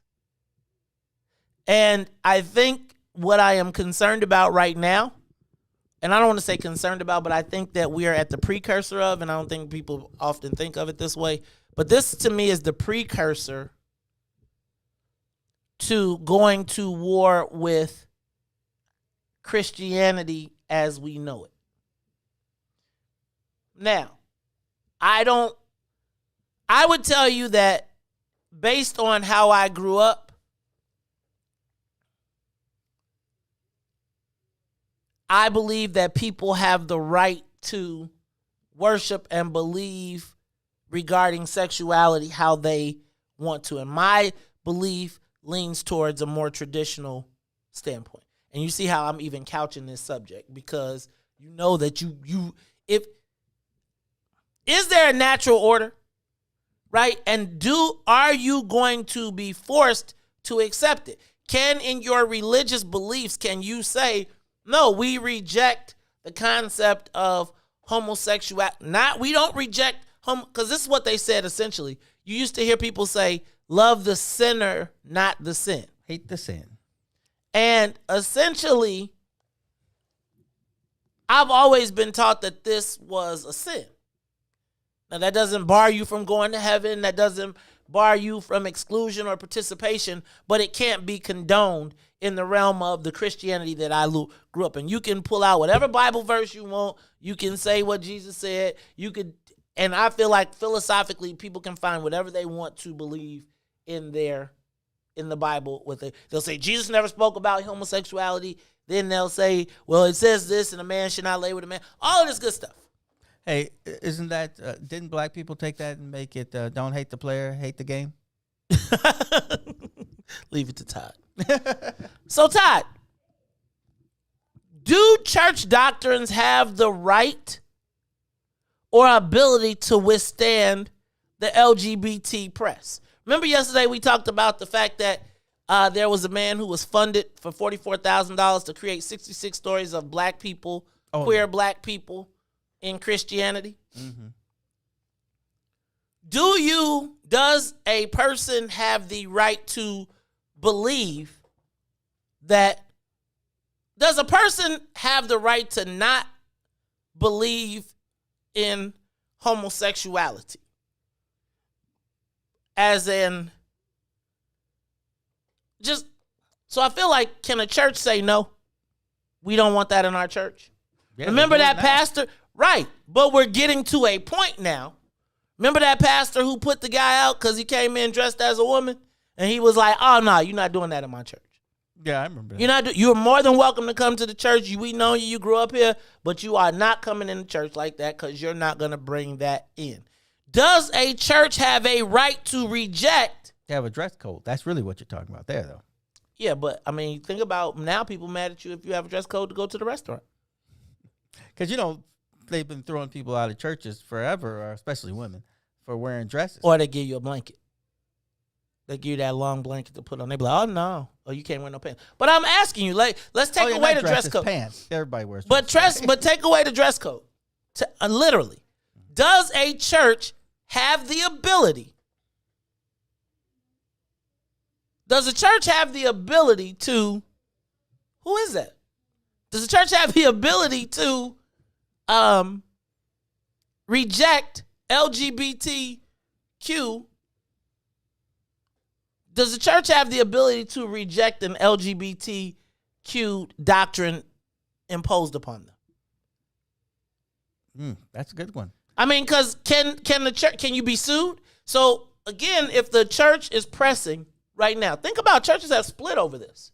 We're literally right now arguing over whether a person born as a woman can compete as a man. I mean, was born as a man can compete as a woman.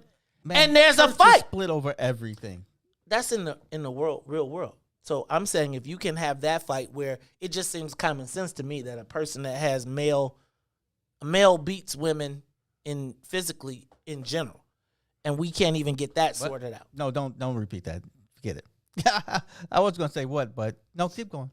So I guess my question is, does the church now have the ability, and as we see this press, because I see like this begin as the opening salvo to demanding.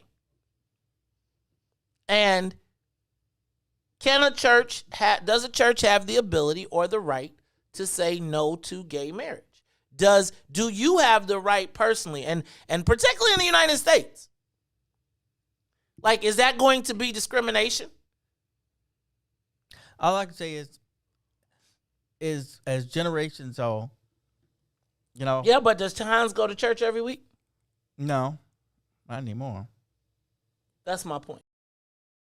Right? So if again, but that's the thing we see in Catholicism. The children, like the people who grew up with me, shoot, I'd bet 10% of them might still go to Catholic church. They may go to church, but it's not Catholic. So now, Todd, does the church have the ability to say no? Does a church have the ability to reject gay marriage in the United States? See, I feel like the Catholic Church... they don't have to marry anybody. They don't have to have a ceremony, if that's what you mean. Can you say, no, we're not having this ceremony in my church? Yes. I think yes. They don't have to say you're going to get married in this church. I mean, I think they've successfully done that up to this point. I don't think it's going to change. Well, I'm going to tell you what, man. I think that we are about to see the opening salvo in this debate, in this war. I think that the spirituality of the church and the moral authority of do we still have morals? And you got to remember, the church is the whole world. So, I mean, there's a ton of Catholics who live all over. So, right. I feel like we'll be okay. The Catholic Church will be okay outside of the United States. But what happens here? Right? Like, I feel like there's a different way that people, and they operate here than they will operate in other countries. I think that, like, just like, you know how the United States tried to force African countries, if you want to aid, to make LGBTQ part of their agenda. And they like, man, nah, dog, you can't come over here and tell us that we still believe that it's between a man and a woman. And I feel like this seems very... Even though I would push back and say they were probably, the United States was probably saying, even if you believe or don't, you can't kill them. Yeah, but what happens in the black church in the United States? Because I'm going to tell you who was the first, who'll be able to withstand the assault will be indoctrinated white churches. I believe that black churches will not be able to stand up to this morally. Like, they will not have the economics. And think about this right now. Who is financing, and we got to get to the bottom of this. Somebody is making a concerted effort to go to work black churches. Just like, think about this. Whenever you talk to any white corporation, company, anything, the first thing they ask you as a black person is, can you get us into the churches? You remember when Glenn Pritchard ran for governor? Yes. And he did very well in the primary, but he got wiped out in the general. Their strategy, he was a fire and brimstone speaker. Mhm. Their strategy was to get them in black churches to be fire and brimstone. But I think he was so conservative that black people rejected him. It's a tough balance. It is a tough balance, but I wonder, I don't think you have to be fire and brimstone to ask this question. I don't. I think there's a difference between saying that I don't think you have to condemn the LGBTQ community that attends your church, but do you bend your philosophy? Do we now start to bend our philosophy or what Christianity is? And somebody's gonna come in and say, "Yeah, I know that they be the first answer. They be adultering. They be breaking all the laws. They be sleeping with the." I got you. But I do believe that this is philosophically and fundamentally a change. And I was thinking about this this stand that the Catholic Church made at the same time that coincidentally there is now this, where do you get a $44,000, a $44,000 grant? That's not an outlandish amount of money. No. But who said, I got some money for you to go research, take 6 months and go find black queers and get it in the church and then start, and we're going to figure out a way to get, what's that about? What are you going to do with those stories? And again, does the black church have the wherewithal to fend it off? Well, what you do is you publish a book that basically tries to show that, hey, there are Catholics who are gay.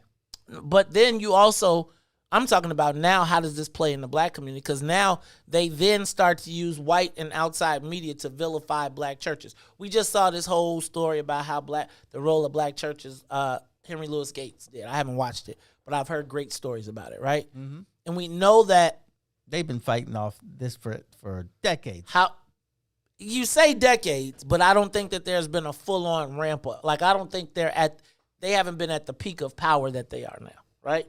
And when I say this, I am not opposed to gay churches. I am not opposed to churches that have a gay philosophy or that have gay ministry, that marry you, that do whatever. But I guess my question is will this ever be imposed upon a church? Right? Can gay marriage be imposed upon a church even if it's against your religion? Because I was just thinking about how people have responded to the Catholic Church saying, no, we're not going to, and there's people up in arms, and there's going to be protests and all of those good things. And I was just thinking about the Catholic Church with billions of dollars to resist. It's going to be water off the duck's back. For the Catholic Church. The Catholic Church. But for the black church, because the Catholic Church is based around the world, and let's say that we only got how much of the population of the Catholic Church. So in Africa and Europe and all those places, they straight right now. Literally. But what happens when they say, okay, let's start with the foundation, which is the black church? I was just thinking about the whole gay marriage thing in Illinois. The black church essentially got drowned out. They got shut. The preachers are the first place that people go, and then the money came and they shut them preachers down so quick. And the philosophy changed because, again, you think about this, Todd. There used to be a time if you was rocking like that, you wasn't finna be in the pastor's pulpit. You wasn't. You was gonna take a stand, and you was either the black preacher was gonna be like, oh, no, you're not coming up in here with that. You're not coming up in here with that. Where you stand. What question is the pastor asking now when you get in the pulpit? What questions does the pastor ask the black? They don't really ask the questions no more. Do you know what question they ask when you come to the pulpit now? What? How much? Get the check ready. You got the check ready? Because again, I disagree. I think for one thing, I think there's actually more money in the black community than black people actually realize. It's just where the Arabs realize it. Right. Where does it go? Where is it? And so I think that they have the money to fight back in the sense of keeping their church alive. I don't know if the church has been in a space where people even trust them enough to give. Like I say, you could go to Apostolics and the Trinities and those people, but I say they already got a ministry because they like there's money to be collected there. I would say that there's money in black churches if they were in some black churches. I think the 200-person, 300-person, the white guys got enough money to corral those pastors and put them on the game plan. What I learned is that the very successful churches subsidize the smaller churches. What I've learned is that the very successful churches shouldn't have nothing to do with the preacher, with the politicians, and sustain your church, and then you could be a moral authority. Because then won't nobody be like, but hold on, because we know you. Because let me tell you, them same people be in charge of that guy, he, him, and her, and him, and she, and them, and they behind their emails on your government emails. The same people that when you say no, thank you, we don't want to have that, be like your grant is cut. It's the Maze Jackson Show. We'll be back. The Maze Jackson Show will be back after this break. You got to Kennedy King, so you remember Corey Brown? I definitely remember Corey Brown from Morgan Park. Yes, sir. Yes, sir. Yeah. Murder, man. So I got it in with y'all one day before a game, and then y'all literally went out and destroyed some people by about 50 at Kennedy King, and I'll never forget, somebody shot a jumper. It came off long, and Corey will tell this story to this day. He says he went up, and I was in the stands. He went up for the rebound, and before he could jump, he said he felt a foot on his head. And it was you, and you caught it. Classic P-Mac catching it over everybody, putting it back in. He says before he jumped, he felt a foot on his head. And Corey was 6'4", easy. On his head. On his head. Yeah, Corey, so he was 6'4", man. I used to just, I don't know, I had a knack, man. I was always uber athletic. Like I was taught earlier, if somebody shoot, you got to come from the opposite side. I had a guy in my neighborhood named Wayne Irvin, legendary dude to us in our neighborhood. Played at Chicago State, played at Wyoming. Okay. Played against Patrick Ewing. He passed away a couple years ago, but went to CVS. He was a decorated player. A lot of people knew him. And he taught me early, like, you attack offensive rebounds from the opposite side. So if somebody shoot from the left wing, you crash from the right. If somebody shoot from the top of the key, you can crash because it can go either way and you can get it. I was so big and athletic. I used to get a lot of tip dunks. Like, for some reason, people never boxed me out. And once I got a running start, if it came off anywhere over the rim and bounced up, you was dead. This is Eugene McIntosh, one half of the illest independent sports media outlet in the whole entire land, the Bigs. Check me and my player partner Terrence Tomlin, a.k.a. T-Tom the Great, out every Monday, Wednesday, and Friday from 1 to 3 p.m. on What's in It for the Black People Media Network. Maze Jackson. If you could make up a social media holiday, what would it be? Randy said National Don't Let No One Put You Down Day. No one. What you gonna do? So when they say something crazy, you slap them? Be like me said. Remy said a Jukathon Day. Man, we about 60 years old. I be done had a heart. You gotta get your heart rate up. Okay, not that far. All right, Mario said my favorite one. My friends and I do what we call National Call Off from Work Day. As a business owner, I don't. You don't like that, yeah? I don't like that. Because I'm the boss of this thing. We got Marcus Garvey Day from Remy too. Oh, Marcus Garvey Day. All right, what will we do on Marcus Garvey Day? Call off from work. I'm going to need you to go ahead and come in tomorrow. That would be great. Okay? Yeah, right. Every black holiday has something to do with calling off from work. You're cool. I'm out. About National Join a Positive Black Organization Day? Because I don't want to be recruiting. I don't want to be recruiting and the brothers be like, thank you. Thank you. How about National Tell White People the Truth Day? Tell them how you really feel. You can't handle the truth. Why don't we call that National Black People Get Locked Up Day? I'm going to tell them there's an African-American man threatening my life. Hello. The most dangerous show in the morning. WIFTBPM I think that the black community is starting to realize the mayor may not necessarily be an ally just because she is black. Live from What's in It for the Black Media Studio. Our representatives don't necessarily get a pass just because they're black. We've got a challenge in the black part of Chicago of holding black politicians accountable. You're listening to The Maze Jackson Show. This is Chicago, so I understand the Chicago way. I ask every day what's in it for the black people. With Maze Jackson. Come on, y'all.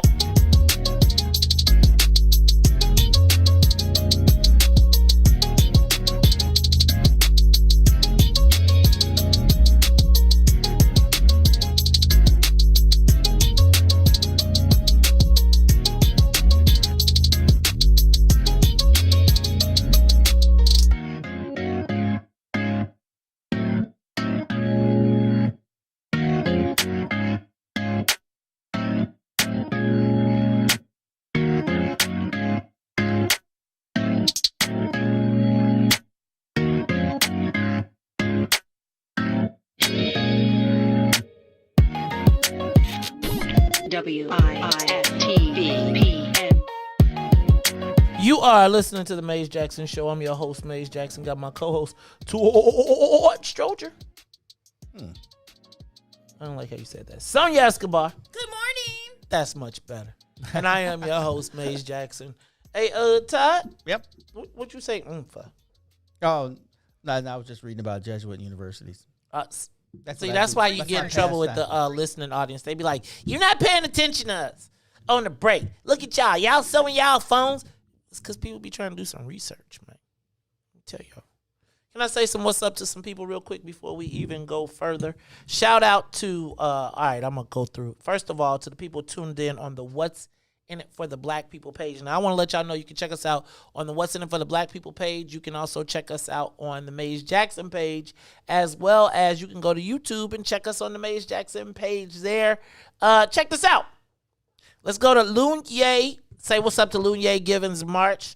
She always be telling us, y'all need to change y'all camera view. I could tell y'all another trick because she was one of the top first women to get her union card in the film industry. Wow. Shout out to Constance Foster, who welcomes everybody every morning. Appreciate you as the official What's in It for the Black People greeter. What's up to Brother Frank? Brother Frank probably got an attitude with us because we ain't turned the phones on in a minute. Yeah. Maybe I'll turn the phones on today. Brother Frank, I know you out there. He probably boycotting us because he the president. Like, I ain't get a vote in this. Shout out to Tiger, Lily, Jeff, Rollins, Caesar Man, Caesar Leo De Janeiro, Martel McCoy, James Say, Denise Russell. I might have to take my glasses off to be like Todd. I can't even see with them or with them off. Shout out to my cousin Erica Swain. For real, Erica, I'm not going to hold the fact that Braden is going to Marist against you. I'm not going to hold that against you. You should have been a Rita Mustang. But it's all right. Shout out to Braden, birthday buddy. Shout out to, let me see who else we got out there. Angela Kilpatrick. Angela always supporting you, watching your back. Shout out to Alvin E. Norton. He is going to be one of the writers for the when we go big time, we're gonna have Alvin as a writer because he got some good stuff. Him and Brother Kang. Shout out to Tyrone. What's in it for the Black People? Tate, Nyla, Lore. Shout out to Twin. Hey man. Shout out to Twin. Rest in peace to our guy Gino. I shouted him out yesterday, but rest in peace again. Shout out to Richard Robinson. Shout out to, did I get Martell? I got Martell. I got James. Did I see Brian Hudson? Shout out to Brian. Brian! Yo, I'm trying to get me some Wileys, man. You told me you had the hookup. B, you got to send me a number, man. Inbox me because I'm going to call you before I come. I pay. That's what I said. I was so desperate the other day on Facebook. I said, if you fly, I'll buy. Right? You fly, I will buy. Sybil Jackson, what's going on? Denise, I got Denise. Candace Moore. What up, Candace Mo? Narisha Tate.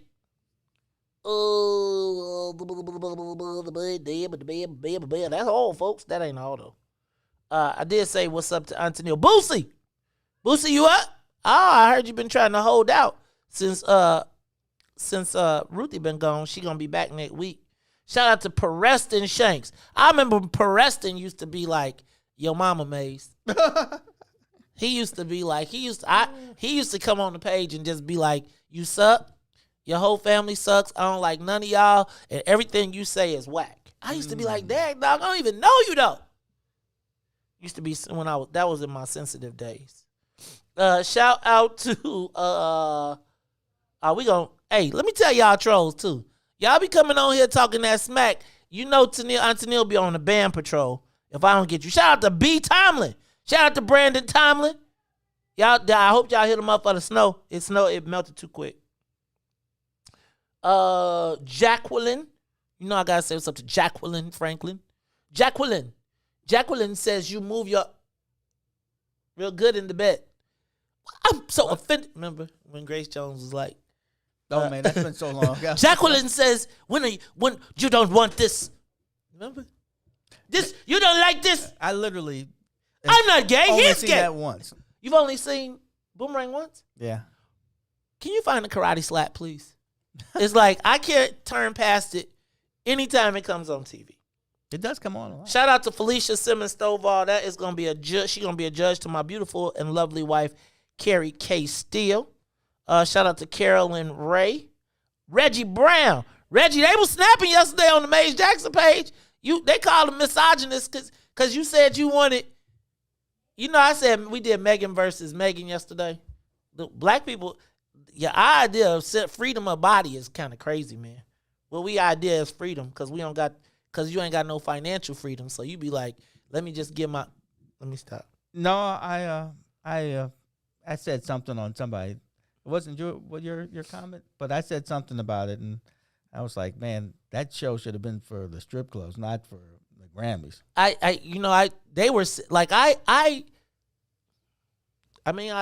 still was like, they be kissing on TV. You know, my mama made me cover my eyes when Kissy and Kunta kissed. Not Kissy. When Kunta and his girl kissed. She covered my eyes. Nowadays, they be like scissoring. Literally. It was like, open your eyes. Look at that. What's that called? What's that move? I was like, geez, I learned something from that. Dina Marie. Who else I got out here? Because Denise Russell, shout out to Harlette Smith Washington. Harlette, I be going next door to look for you all the time at the credit union. Because you know I be next door sometimes. So I be like, where's Harlette? I be looking out the window. You don't be there. Kenneth Steele. Shout out to my man Kenneth Steele. Henry Hartsfield. Hey, Henry, thanks for the link the other day. Even though it was a miserable game to watch. And I'm going to tell y'all, y'all lucky I couldn't get my hands on them Brother Rice commentators. Because it was terrible. We got mollywop. But they was borderline. Them commentary was borderline like, you know, Brother Rice is kind of almost an all-white team almost. Yes, I can imagine. So you can imagine what their commentators were saying. Especially they doubled us. So I don't even say nothing. Dorothea Friend, shout out to my cousin David Bryant. Also want to shout out to my cousin Darren Bryant, who is running for mayor of Robbins, Illinois. Speaking of running for mayor, shout out to Cassandra Matz, running in Olympia Fields. Black folks, support that sister. Shout out to Edward Steve, trustee, James Matthews Jr., Jim Master J. Shout out to Rosemary Blanchard, Carolyn Ray, Desmond. Can I tell y'all something I noticed yesterday too? That we only had 11 shares. Now we had a lot of views, but no shares. I'm going to need y'all to go down the list. I did all these shout outs and y'all didn't share the broadcast. Take a moment and share the broadcast. I've gotten lazy in my delivery. Man, and I was one of them. You shared? Uh-huh.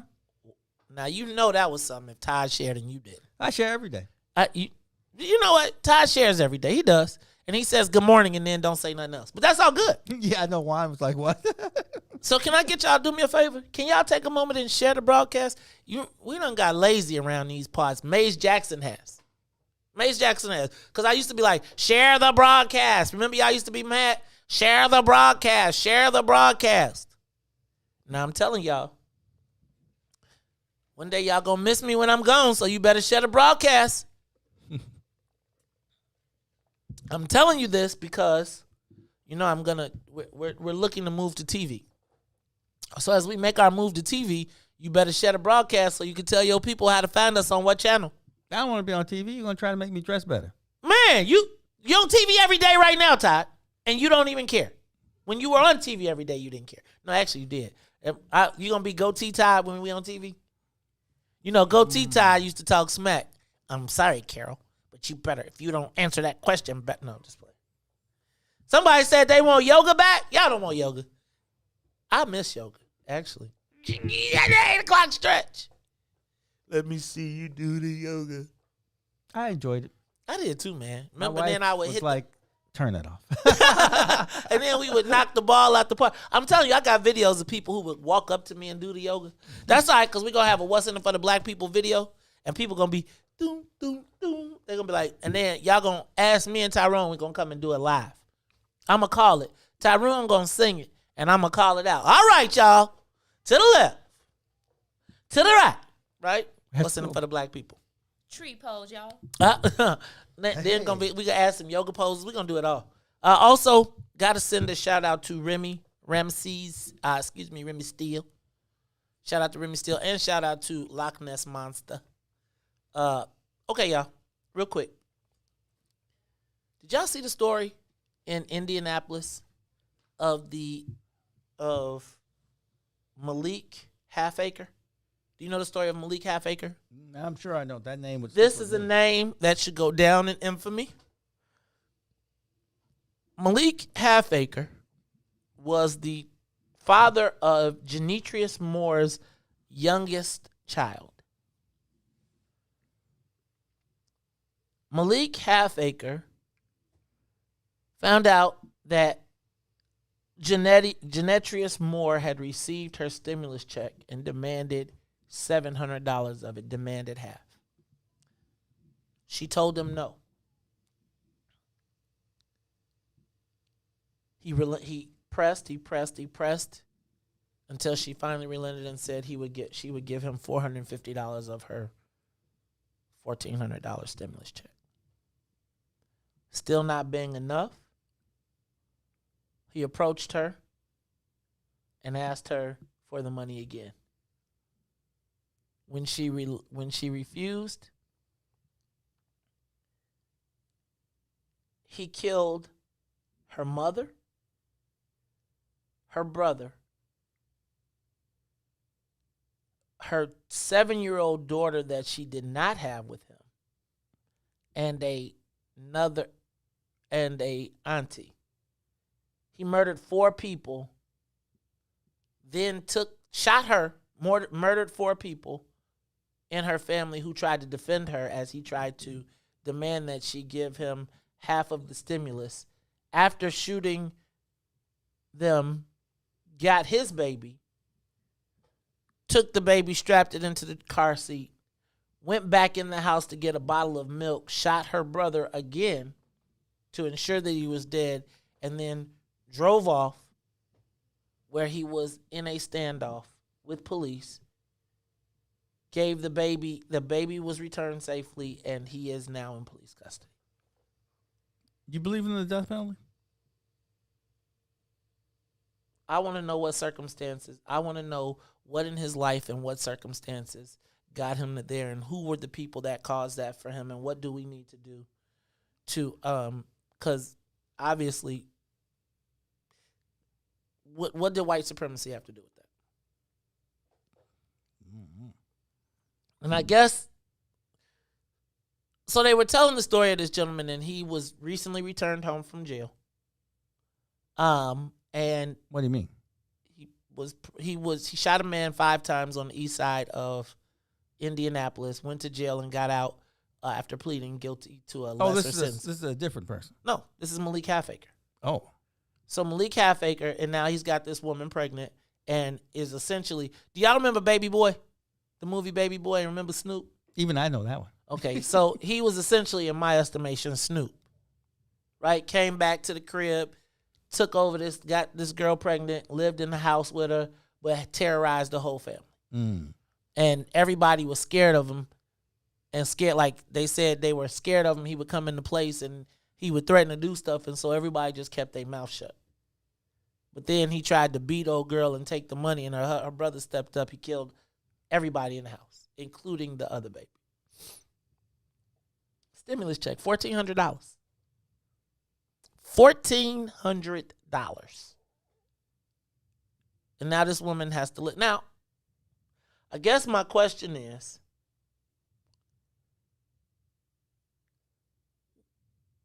well, there's a few things. One, what do we do with Malik? Do we say, I mean, he's 27. Do we throw him away? Do we throw him away? Do we try to figure out what happened? Oh, I think we do both. Figure out what happened, and you ain't coming back ever. Then I was thinking about, and I don't call that throwing away. I call that you got to get rid taking of out the trouble. garbage. I call That's it taking right. out the garbage. Yeah. Now, I swear to God, like, I'm sorry, I don't care about what happened in his life. I don't. I do not care what got him there. I don't care about no white supremacy. I don't care about nothing. That dude murdered he murdered a 7-year-old child for $700. Right.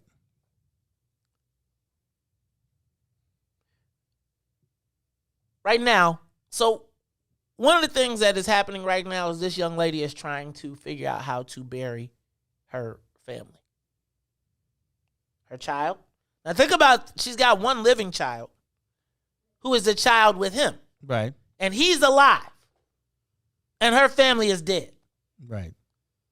He killed them in their house that he was living at.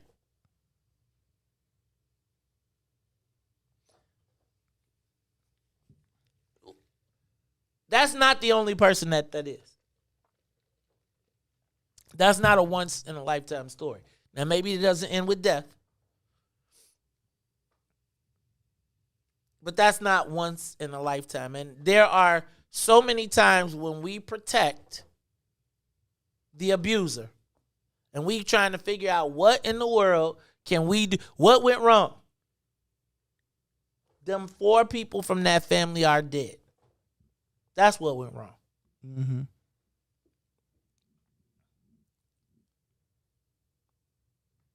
I reading that story was devastating. Like who are you? And how many more people and how do we deal with that?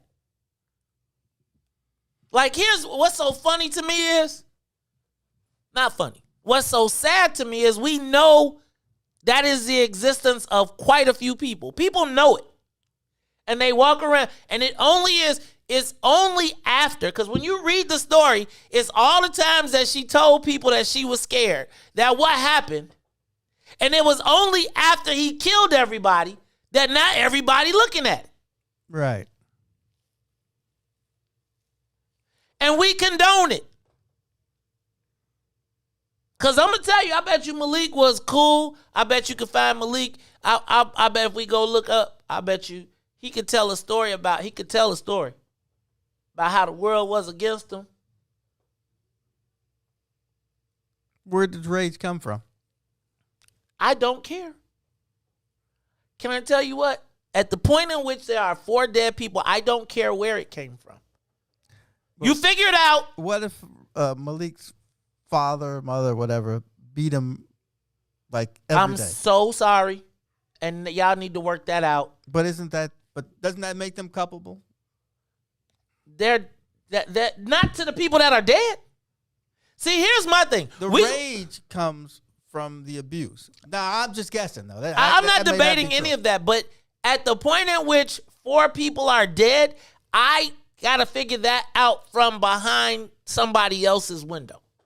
Like, you cannot, there are multiple extenuating circumstances. Shoot, the way we act is a result of slavery. So it goes all the way back to the trauma that we felt. But at the point in which our trauma then turns on us, the trauma of other people turns into the death of other people. And we got to wait for somebody to be dead because all the people around the neighborhood knew the story. They knew he was crazy. Mm-hmm. They said, man, he used to. Nobody said nothing. He just died. Till 4 people dead. You remember the movie Menace to Society? The kid from here, whose name I can't remember. Oh, dog, Lorenz Tate? Yeah. He was obviously not all there. But who was going to tell about it? So again, I was just thinking about this. There's a lot of old dogs running around here. The problem with those old dogs are their hate is often focused against us. Oh, yeah. Like the old dog, if you could direct old dogs' hate out, right? Then I'm not even tripping. Go be a human tornado in the middle of Brentwood, California. Go do you. But it don't happen that way. And it's like somewhere in this mix, we got to stop making excuses for the people that assault us. When there's we talking about the fight outside, all the internal pressures. Do y'all recognize that all of us are going through the same thing? We going through the same trauma that the traumatized do. This is just how we cope. It's just how we cope. And I'm not suggesting that, like, we tend to glamorize this story. Who mourns for that family? Everybody will try to figure out what that dude did. How do we get to that? That dude is going to go get treatment.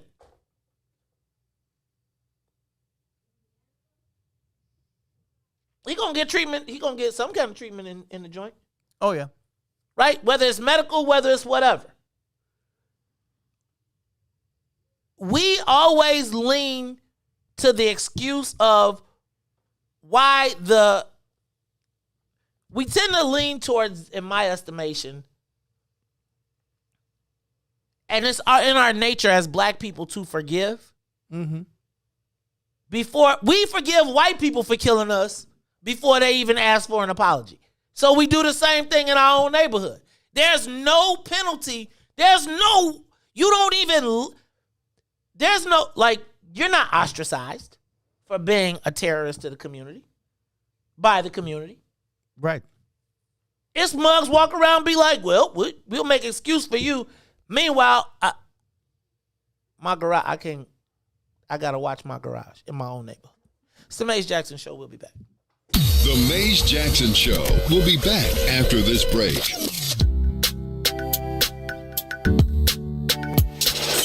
Sissy's Taco Bar Pop-Up is back with more hours and more days. Check them out at their new pop-up location at The Woodlawn, located 1200 East 79th Street. Sissy's Taco Bar offers authentic street tacos infused with international soul. Now every Tuesday, Thursday, Friday, and Saturday at The Woodlawn from 12 p.m. to 7 p.m. New vegan tacos have been added to the menu too. Visit SissyTacoBar.com for more info. Tune into Parenting in a Pandemic, powered by the Chicagoland Mom Squad. Super excited that we've got Lenora Bowler. Jaquil founded an organization called Project I Am when he was 8 years old, and the organization's goal is to build awareness to homelessness by providing temporary support to those in need, and that's in the form of the blessing bag. And the reason that got going is because when he was around 5 years old, he went to feed the homeless with my aunt, and it was the first time he really had an experience seeing them up close and personal, and he didn't understand, like, why are they out here? Why don't they have a home? So he comes home, of course, and he asked us, how can he buy them all homes? And he's 5. He don't understand that concept. He just never let it go. The next few years, he literally would tear up when he would see homeless people. At that point, we were kind of like, okay, we need to try to figure out how to help him, because we were amazed because, like I said, he's an only child. He could be selfish. So when we saw how much he cared about other people, we wanted to figure out how to help him soothe that within him. We had no idea it was going to turn into what it's turned into. We thought this was going to be like a little project and it'll be great for him. It just spiraled out of control. Now here he is 5 years later. It's only been 5 years? Yeah. She's lived a lifetime of just success.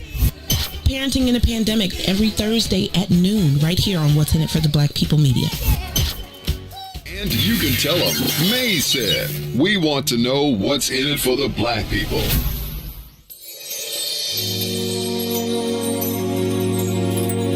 Tamika Scott.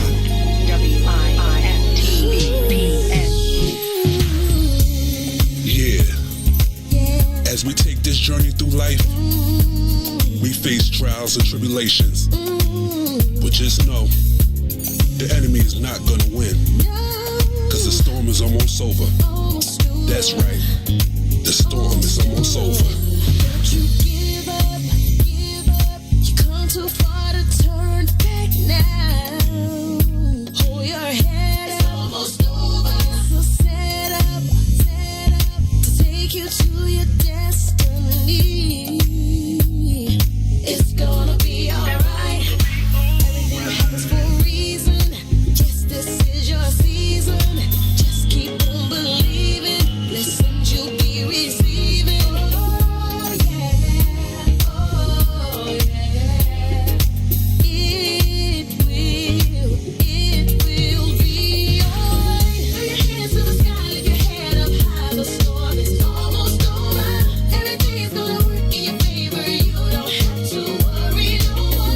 What you going through won't last. It's a test to take you higher.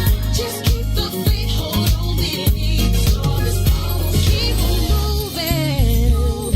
Don't let nobody stop you, no. You're getting closer. Almost over. You're a soldier.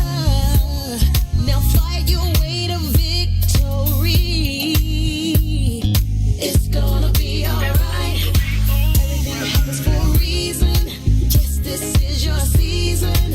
Just keep on believing. Blessings you'll be receiving. Oh yeah, oh yeah. It will be alright. Throw your hands to the sky, lift your head up high. The storm is almost over. Everything is gonna work in your favor. You don't have to worry no more. What you going through won't last. It's a test to take you higher. Just keep the faith, hold on, believe. Dark clouds may rise, strong winds may blow. It's hard to see through the rain. You gotta hold on. Be strong. Time and almost over. Throw your hands to the sky, hold your head up high. The storm is almost over. Everything is gonna work in your favor. You don't have to worry. What you going through won't last. It's a test to take you higher. Just keep the faith, hold on, believe. The storm is almost over. Just hold on. Be strong. Don't give up. Just hold on.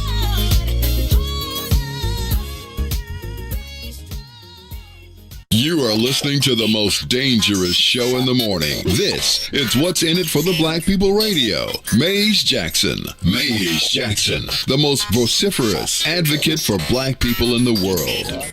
For Ruthie Moore, for Todd Stroger, I am the host of the Maze Jackson Show, asking every single day, what's in it for the black people? And if you don't like it, you can still tell them Maze said. Mayor Lightfoot, man, we ain't accepting that. We ain't accepting that. Let's go. Yeah. Let's get down to business and go ahead and address the facts, man. Lightfoot seems more lesbian than black. Rahm Emanuel's another case, he was just as tired. 50 closed schools left much to be desired. Police had Anjanette naked on that body cam. They suppressed the footage so it couldn't touch a lot of hands. Reminds me of that 16 shots in that cover-up. Both of them similar, so I went and dug it up. George Floyd killed, a lot of riots happened in the town. Southside burned and they wouldn't let them bridges down. Grandmother sick, need a prescription and plus a couple groceries. You gon' have to travel just to get it now. COVID-19 seen out here shutting all the business down. Not enough SBA loans to even give around. So many failed businesses that you could put them in the pile. If you don't survive the pandemic, it's gonna sit you down. We sing, dance, play ball, entertain, and crack jokes. Government infested black neighborhoods with crack smoke. System that milked us so bad, we got lactose. Still trying to find out what's in it for us black folks. We sing, dance, play ball, entertain, and crack jokes. Government infested black neighborhoods with crack smoke. System that milked us so bad, we got lactose. Still trying to find out what's in it for us black folks. Shout out to Willie Wilson, hope one day you get to send it. We need some different players in the game to handle business. Too many shady characters like Madigan and Blago. But when you really break it down, it's typical Chicago. City full of gangsters, it's what the land was built on. Same streets with hood legends, DNA get spilled on. Carjackers out here lurking, trying to get they steal on. Looking for a block to put them Hellcat wheels on. Let us give bogus appraisals a red line. Car crackers out here getting minimal fair time. And up the seal carry, I stay with the pipe. But Illinois gun laws giving minimal rights. Stay up on the swivel, make sure I'm moving tight. Check all of my mirrors when I pull up to the light. Pick my homie up from out of town, man, he caught a flight. He was hella nervous, told him, shorty, this is a way of life. We sing, dance, play ball, entertain, and crack jokes. Government infested black neighborhoods with crack smoke. System that milked us so bad, we got lactose. Still trying to find out what's in it for us black folks. We sing, dance, play ball, entertain, and crack jokes. Government infested black neighborhoods with crack smoke. System that milked us so bad, we got lactose. Still trying to find out what's in it for us black folks.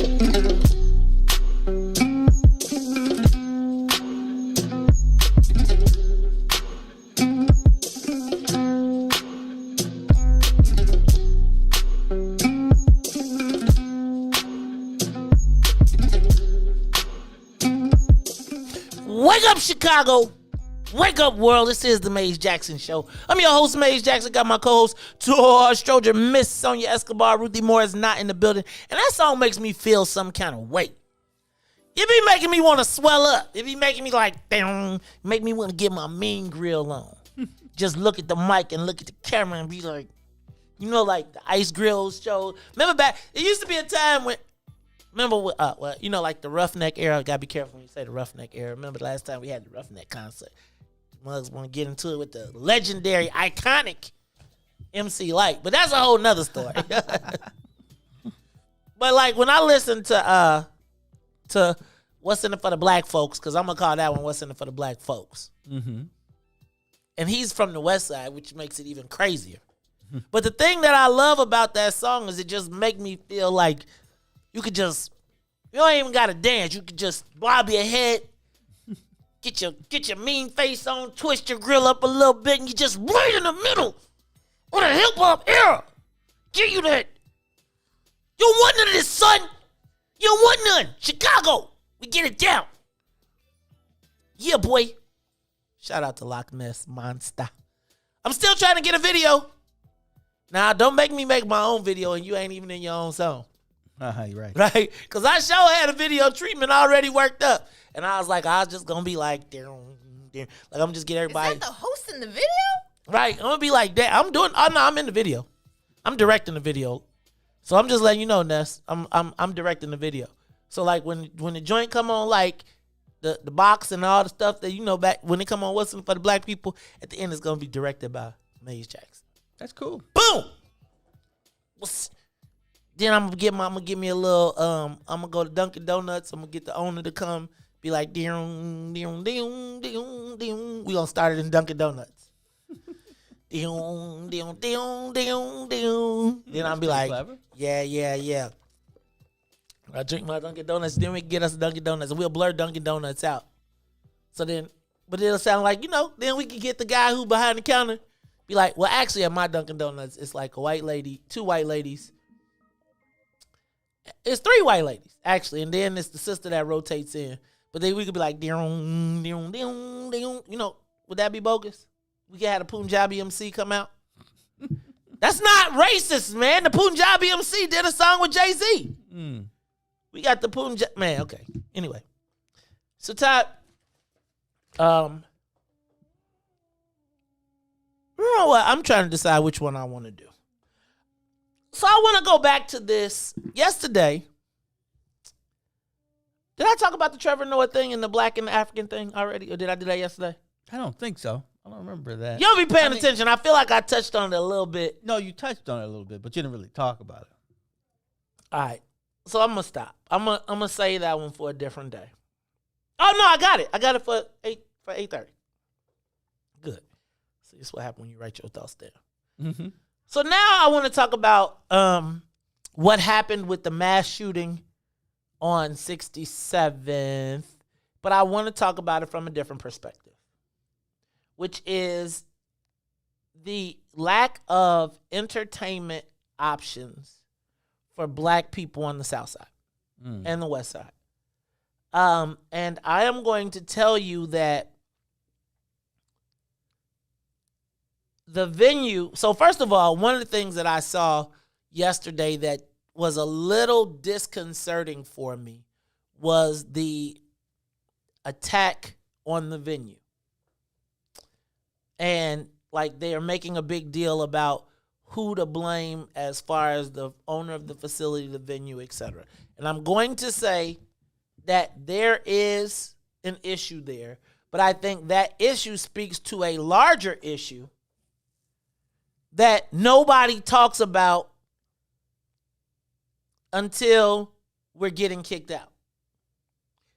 You know, I was thinking about Teddy Gilmore and his fight to do entertainment downtown. Now, there's some controversy in the Gilmore brand, but I'm going to let that be, because the reality is he has been at the forefront of the fight of trying to crack downtown and trying to create opportunities for black folks to party downtown. And as you all know, for black people partying downtown, there's limited options. Shout out to Alderman Burnett, right? Because Alderman Burnett back in the late 90s, early 2000s, was one of the only aldermen that would allow black entertainment in his ward, right? But I was always usually under the L tracks or in some obscure place before the white folks got there. Mm-hmm. And then usually once the white folks who came to be part of the parties came and then they realized the neighborhood was good, then they moved and then they had some kids and now they don't want you to be there. Right. But I think about the history of Chicago black nightlife in my era. I remember Dejois, Dingbats, Dejois, Dingbats, Chic Ricks, but it really wasn't downtown.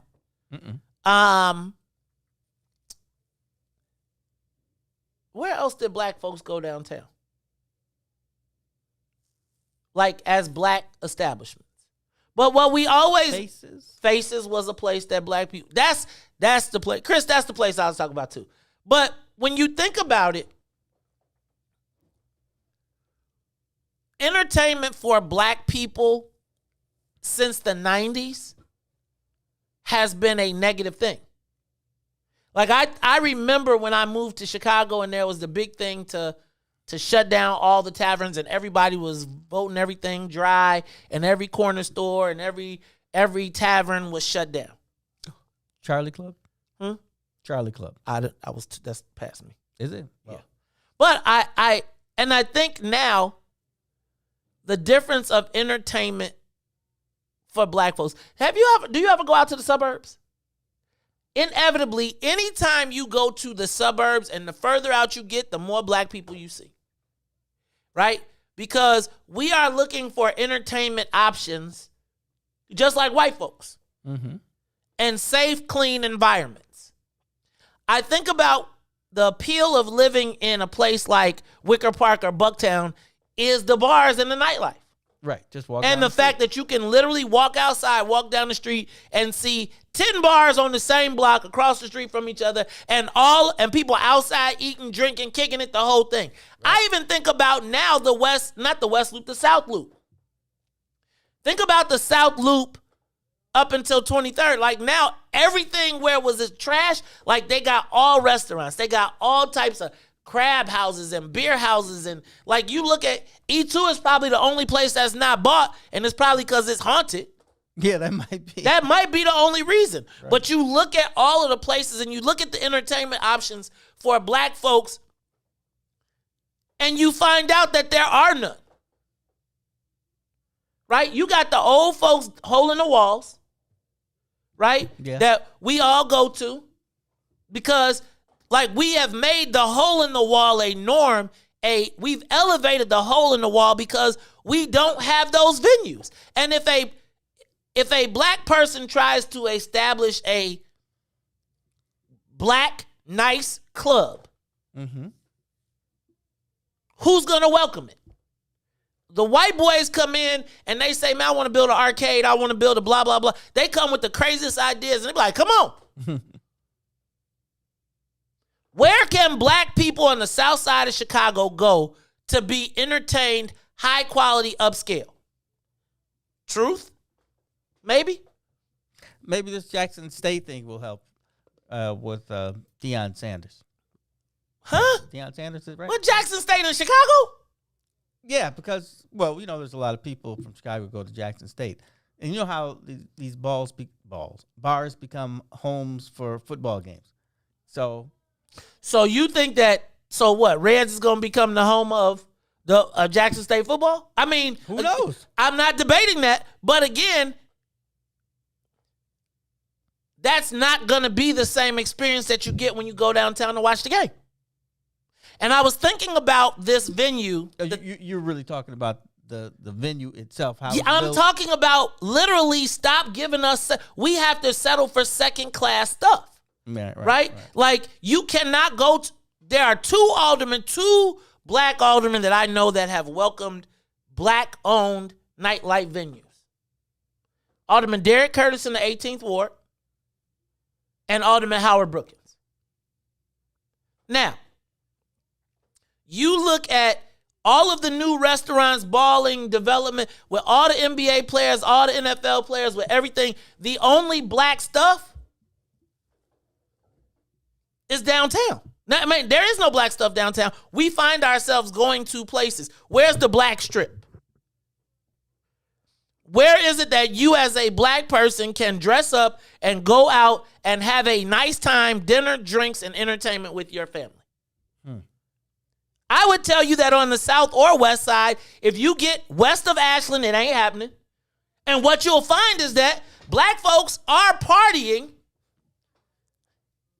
in holes in the wall. Like that warehouse is not abnormal. What happened at that place is not abnormal. I'm not trying to put people on blast, but the fact of the matter is, be black and say. What's that place in Hyde Park now? Is that the Point? Promissory Point? The problem. It's white. Oh, is it? Yes. Well, I just assumed that was black people. No. That's University of Chicago saying, dang, we can capitalize off of this entertainment market. I got white boys that be like, man, my best clientele comes from the south side. My best clientele comes from the people buying bottles. The people doing all the stuff come from the south and west sides. But they're coming to escape. Either you want nice quality stuff. Now, black folks don't take care of stuff in their neighborhood sometimes. But again, where can you go and sit down on the south side with 12 big screens where you could watch all the basketball games and eat fried chicken wings? I thought about that many years ago, but I'm not that kind of. But think about where can you get a liquor license? Think about the process of a black person getting a liquor license, which is what happens, how you start getting these speakeasies popping up. Because we can't go, you can't, again, Todd, to not sell cannabis, you have to have to not sell tobacco, you have to have a tobacco license. To not sell it. To a black business owner, you think about how many black people have tried to start a bar or a nightclub. Right. They can't open it up downtown. They cannot open it up downtown. The only person that I've seen welcome that downtown has been Alderman Burnett, but the pricing is so expensive. You paying $16,000 a month, right, to get in those spaces. Meanwhile, I'm looking at these white boys that got 20, 30 clubs. They go anywhere. Every alderman welcomes, because entertainment is woven into white building your neighborhood. Mm-hmm. For us, it's like, let's make it a dearth of entertainment, of venues. So the best, shout out to A&S Liquors. But the best liquor store on the south side of Chicago that is A&S Liquors.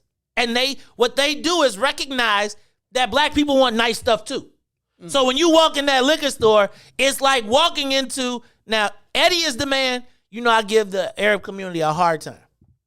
But he has supported those businesses around him like Brown Sugar and the black. But my point is, he recognizes that black folks will pay for a premium. Right. But we don't have the opportunity to even do that in our neighborhood because you done voted the blocks dry. And the premise that is, if we take over a bar, it's going to be bad.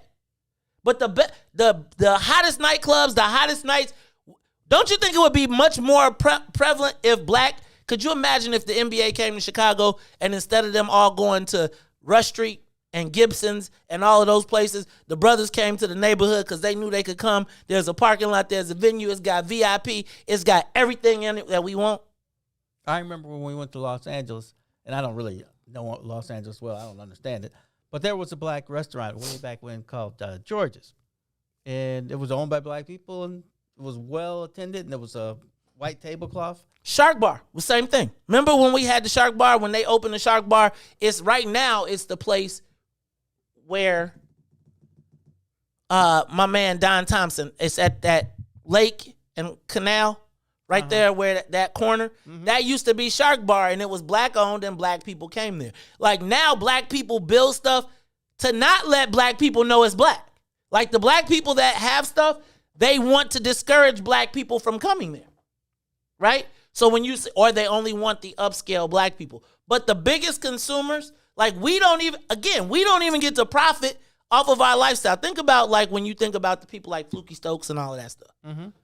Right? They had our entertainment, which is where we excel, was in our neighborhoods. We had the bar. We kept the bar. Now every deal we got, we're showing up. They say y'all can get the door. We keeping where the money is, the bar, and there's an 1,800% markup on alcohol.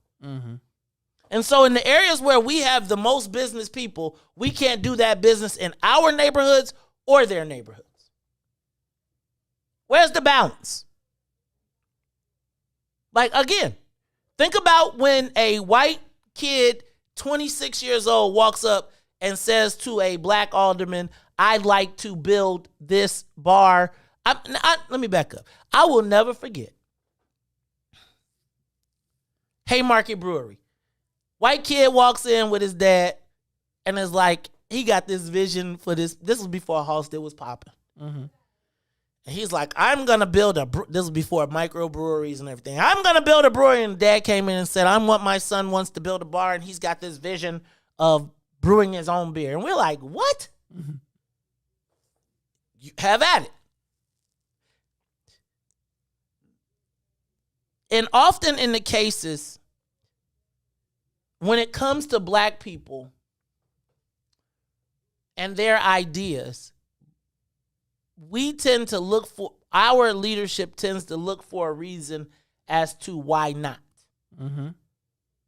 Because the first thing they say is it's going to be them Negroes, it's going to be all, they think of why not. When they see white kids with the dream, they see what it could be. And they say, how can I help you? Right? Think about, and Mark Carter used to talk about Blacktown, and Dorothy Tillman talked about trying to turn Bronzeville into a blues district where black people could go purchase a drink and go sit down and listen to music. And just think, that's probably going to come to Bronzeville, but for white people. Right.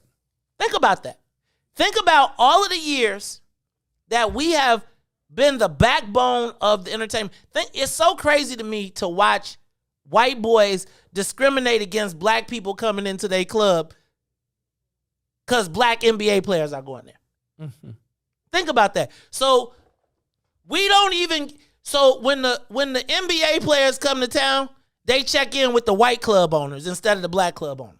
Right. So instead of having Calvin Hollins and you got Mike Tyson and Nick's Nest and every NBA player in Chicago at least plug with a black person, they all trying to be plugged downtown so they could go to the white boys' rooftop. Which then means that they're spending and popping their bottles with who? Not the black bar owner who gets to mark that bar. So the $20,000 night don't come to the black bar owner.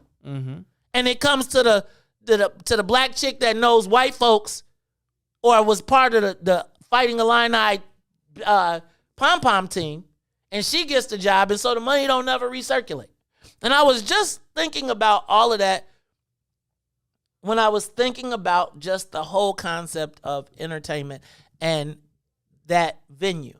That venue that they want to now hold responsible is the result of the inequity in the entertainment and lifestyle industry. And the fact that white boys dominated and tell the story, and then they get to hire us for our culture for 2 hours while they profit off of it. Right.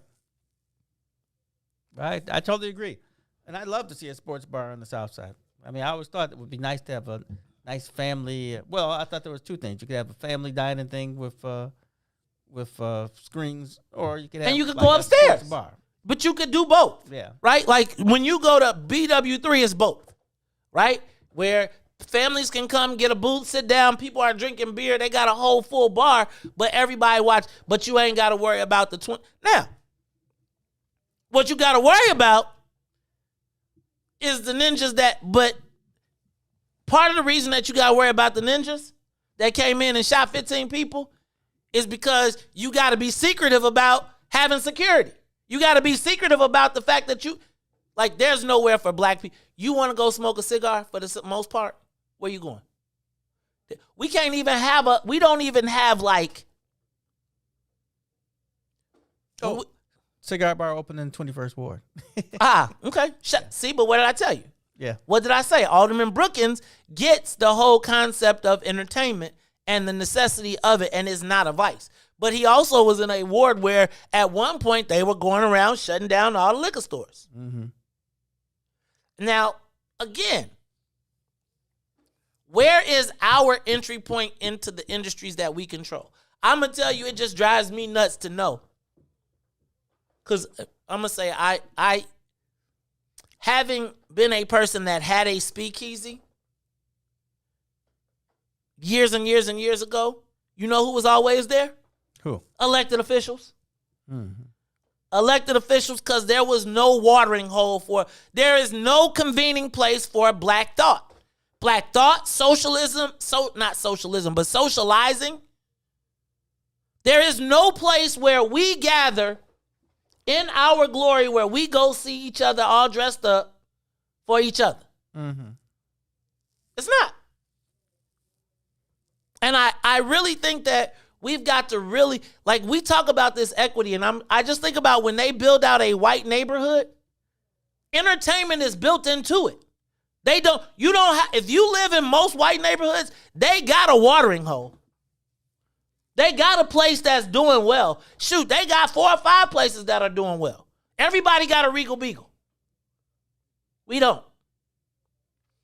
And I'm going to give a shout out to Teddy Gilmore for being at the forefront of this argument. And they went, I think Teddy and Bootsy went and opened up Nipsey's. Yeah. Right? Off of that, bought the old Leonas and opened up Nipsey's.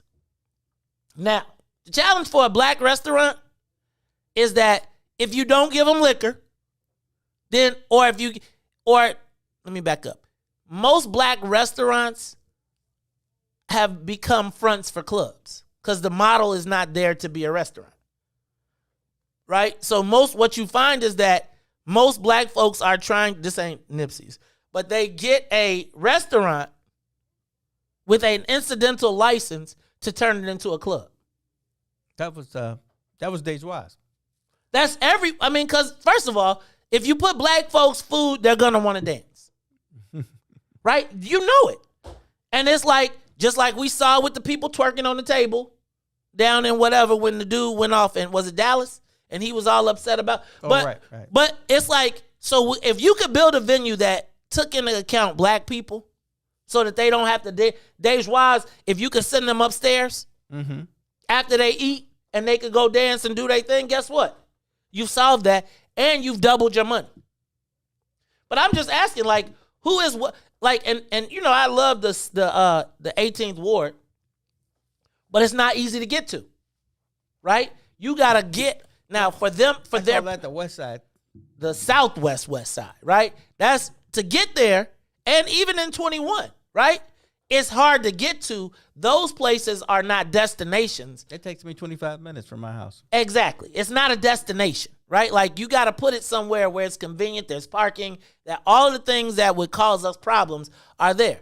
And then you go to the Southland, and what they've done is capitalized on the strip culture, right? So they use all of them old white guys out there now have taken all the rap videos, and now you can go live your rap video in the South. But where does Maze Jackson, who wants to take his kid out, or Maze, who wants to take his wife out, have some drinks and be outside and maybe bump into some people we know and sit at a table and have drinks, and if they play some old school hip hop, we rock it.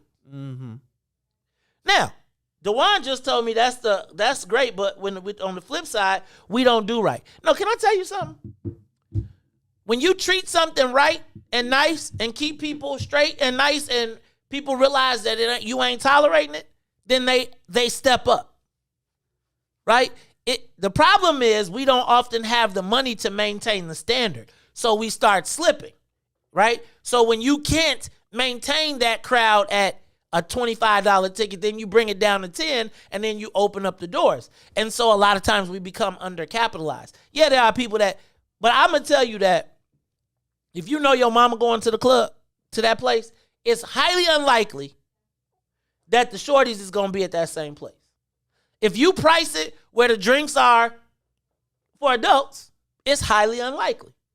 I'm going to tell you, and I'm not buying into the fact that we don't know how to act right, because it ain't a shooting at lounges every weekend. No, not it's every weekend. It's lounges and whatever have been packed. You know when there's a shooting at an event, and what happened there, it's a convergence of stuff. Because when you got people doing stuff in secret, but you know the lounges have a lot of rules. But again, and that's how the lounges have figured out how to keep stuff nice. Or figured out how they can maximize the profit with drop ceilings. Hey, y'all, this is the Maze Jackson Show. When we come back, I'm going to talk about the fights amongst us, discussing the African-Black dynamic in America, because somebody tried to go off and be like, look at you dividing the world. No, I think we know that there's a diaspora. And so if you understand that there's a diaspora, then you understand that the reason that we even identify the diaspora is because we all have different points of origin. We're all connected, but we have different points of origin and different issues. We're going to talk about that when we come back. The Maze Jackson Show will be back after this break.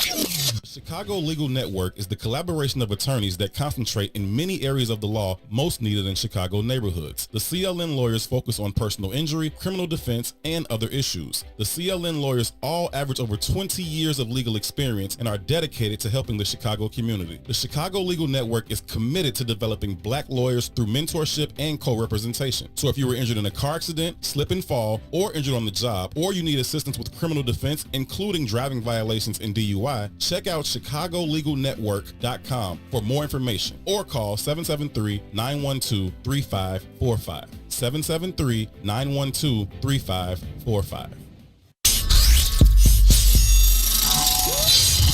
What's up, everybody? Welcome to the green side of things. It's your man, Sadiq. And Cassiopeia. And we need you to like, comment, and share that thing every Tuesday and Thursday from 1 to 3 p.m. on What's in It for the Black People Media.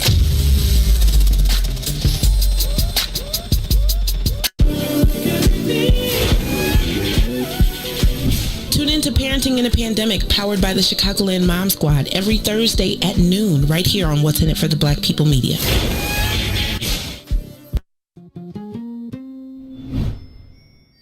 When you got to Kennedy King, so you remember Corey Brown? I definitely remember Corey Brown from Morgan Park. Yes, sir. Yes, sir. Murder, man. I got it in with y'all one day before a game. And then y'all literally went out and destroyed some people by about 50 at Kennedy King. And I'll never forget, somebody shot a jumper. It came off long. And Corey will tell this story to this day. He says he went up, and I was in the stands. He went up for the rebound. And before he could jump, he said he felt a foot on his head. And it was you. and you caught it, classic P-Mac, catching it over everybody, putting it back in. He says before he jumped, he felt a foot on his head. And Corey was 6'4", easy. On his head. On his head. Yeah, Corey was 6'4", man. I used to just, I don't know, I had a knack, man. I was always uber athletic. Like I was taught earlier, if somebody shoot, you got to come from the opposite side. I had a guy in my neighborhood named Wayne Irvin, legendary dude to us in our neighborhood. Played at Chicago State, played at Wyoming. Okay. Played against Patrick Ewing. He passed away a couple years ago, but went to CVS. He was a decorated player. A lot of people knew him. And he taught me early, like, you attack offensive rebounds from the opposite side. So if somebody shoot from the left wing, you crash from the right. If somebody shoot from the top of the key, you can crash because it can go either way and you can get it. I was so big and athletic. I used to get a lot of tip dunks. Like, for some reason, people never boxed me out. And once I got a running start, if it came off anywhere over the rim and bounced up, you was dead. This is Eugene McIntosh, one half of the illest independent sports media outlet in the whole entire land, the Bigs. Check me and my player partner Terrence Tomlin, a.k.a. T-Tom the Great, out every Monday, Wednesday, and Friday from 1 to 3 p.m. on What's In It for the Black People Media Network. Back to the Maze Jackson Show.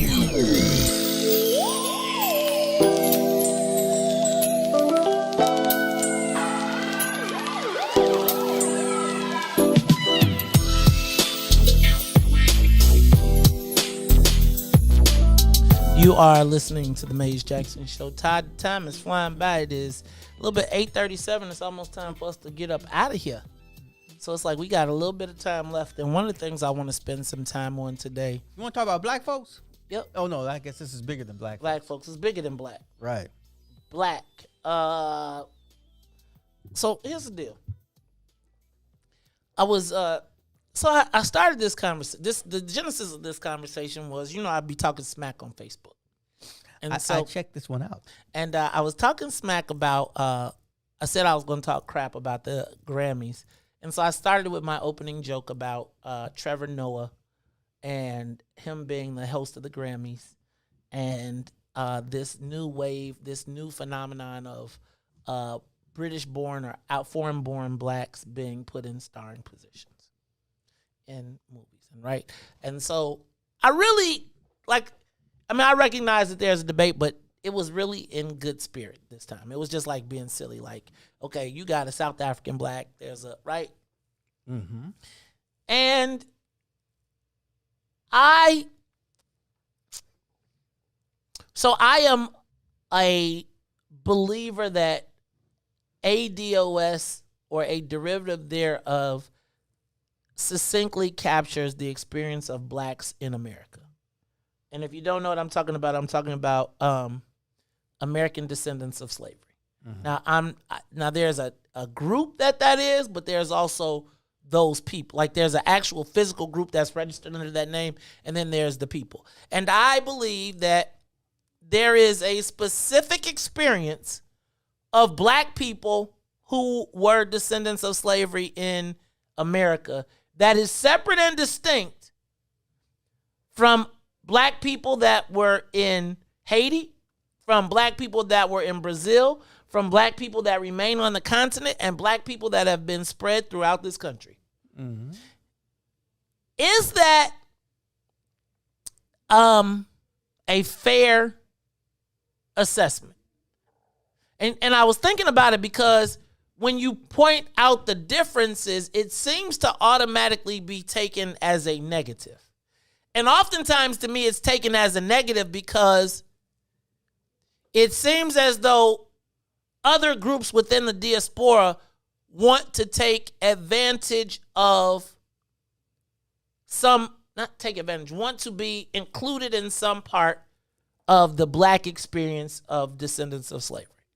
So recognize that as a Bahamian, you have a different cultural experience growing up than I do. Now, you may have to blend both of them, but you have a different experience, and you have to go between. I think about when I read Uncle Luke's book. And Uncle Luke, we think of him as black, right? I think of him as black. But I also recognize that Uncle Luke talks about his Bahamian... Wait a minute. Uncle Luke? Luke Skywalker. Down, 2 Live Crew. Right. But he also talks about the distinctiveness of his Bahamian background into how he crafted who he was. Because he literally in the book said we as Bahamians were different than the blacks from here because we had to work blah, blah, blah, blah, blah, blah, blah. I don't debate that. And I don't feel like it's divisive to have that discussion with black folks. Have you ever talked to a black African and a black Ghanaian and a black Nigerian? There's difference. And they will express it. But in the event that I say that you're not, and I guess that's where the conversation comes because we say you're not black. And I think it means the black experience in America as compared to you're not black and you don't. And I think maybe that's where the disconnect comes from. But I do think that I believe that within America, white Americans do not want to put black Americans who are descendants of slavery in positions to succeed if they can help it. One, because we got a chip on our shoulder, but two, because it gives them the opportunity to say, see, they did it. What are you tripping about? Right? So when you tell me that, and I'm a big watcher of Snowfall, and I don't boycott the show because Franklin Saint, the star, is a British-born actor. But you got to understand for me that it's a challenge to know that in all of Los Angeles, California, let's just stick in L.A. Let's just stick in L.A., where the series is filmed in Los Angeles. They could not find one black actor who could play a crack dealer. There's only 6 million people or something like that. Now, then for them to tell me that they have to do voice training and they have to do dialect training to get him to be able to play this person, it says to me, wait a minute. They had to teach him how to speak. They had to teach him how to speak English to sound like, and he doesn't sound authentic. He sound like he's struggling with it. It's like, what you take as like his dialect is really him trying to bring his English down and project blackness. Right. So it's like, yeah, but it's really him, in my estimation, his method to get to that voice. Right. When Cynthia Eribe plays Aretha Franklin and Harriet Tubman, I gotta say to myself, there's no black actress from America that could play an American icon. Now, is that divisive to notice that? It almost seems like it's divisive to try and ignore it. Right. And I often feel like I'm put in a position of saying like I'm not hating on anybody from anything. And I think like you don't hear me say, I'm going to get Dr. King, played by or whatever his name, Samuel Chobe, whatever his name is, right? And I think oftentimes... What about the 12 Years a Slave? Was that a guy from... was he from America? I don't remember, but I had to stop watching 12 Years a Slave. I'm through watching the slave movies, period. But my point becomes that it's always that we seem to have to put our issues to the side for everybody else. Now, for someone to then say that, again, and I thought that what was interesting is that the African or the person with a name of African descent that's clearly African then goes on the attack, like as if we're trying to divide the space. But my brother, you benefit. Can we be clear that there is a difference between how Africans get treated by white people and blacks from America get treated? Look at Obama. Well, yeah. But I'm the poster child for that. But I'm not, and I don't mean it in hate. I mean it in the fact that my brother recognize that they're making a distinction and you play into it and then tell us we stupid for being like, yo, cuz we're noticing this. You mean to tell me that in Chicago, and all one really needs to do is read the article that Salim posted about what it took for them to make Black Panther and how Fred Hampton was played by an African. Right? And it's no diss. I enjoyed the movie. But again, if you're suggesting to me that as a Black person who is from Chicago, and I was born in Chicago, chumps, that it's wrong for me to want to see a Black Southsider in that spot, is that divisive? And again, because I was thinking about, like, I got guys from Bolingbrook who like, man, you pushing this ADOS stuff and you new Black. Like, no, cuz we're all Black. When the diaspora gets together, we all Black. We different tribes of Blackness. Mm-hmm. But nobody, like, the Africans in America get a duality, right? They get to also step in and be Black when it's, now they get to be the African booty scratcher. But they also get, know what that is. Well, that's the name, like when somebody's African, you used to call them African booty scratcher. Oh. Right? That was just like during my era. And I'm saying, you can ask most Africans, they'll be like, you're African booty scratcher. But they'll also relate to you the duality of their growth. Like, it was so many of my frat brothers who were African but had American names. And it's only after you go to the birthday party and you see the money dance that you realize that they celebrating there's a whole different culture. Like, now they kick it with us and when we doing the frat stuff and everything, but they also have a duality of their existence that connects them back to their motherland, to their homeland, that gives them a sense of pride that in some way, shape, or form, they say, don't be like them. Mm-hmm. Watch Yvonne Orji's special, and she did y'all love. Think about this. What's the thing everybody love with the Black girls that come on HBO with Issa Rae? Africans. Mm-hmm. So I'm not mad at it, but I am also being clear. Like, realize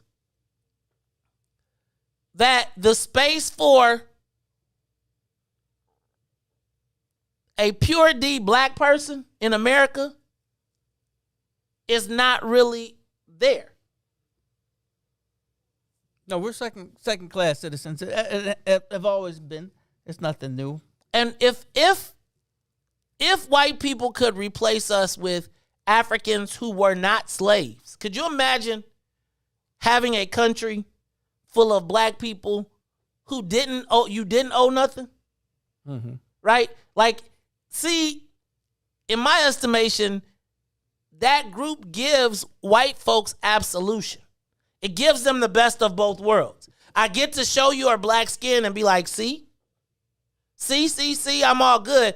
But I don't have to worry about the issue of you looking at me being like, you devil, what you did to my grandma, your great-grandma, because the people that come here still got their grandmas and their great-grandmamas, and they can go trace all of their history. Ours stops back when you went in grandma cabin, great-grandma cabin. And so if you're a white person and you're looking across when you filming when you're filming King, when you're filming some Black movie, do you really want to be filming? It's much easier to have Lupita play the slave girl whose family didn't go through that than it is to be like you looking at you Brad Pitt or whoever you are and you banging a girl whose family you know this actually happened to. When I'm looking across the stage, do I feel the guilt? Right? Because I'm not going to make the white actor who looks at me in the eyes feel the guilt and the pain of this movie. I'm going to be like I'm playing a role. Like, if I'm going to be Black, I'm going to be like, damn, this was happening to my grandma. And I think it minimalizes our experience in America as Blacks, descendants of slaves. We are all brothers and sisters under the Diaspora Act, or cousins. So at the family reunion, The Jacksons are gonna be with the Jacksons. The Randalls are gonna be. We're gonna click up at the family reunion, but we're at the family reunion together. Right.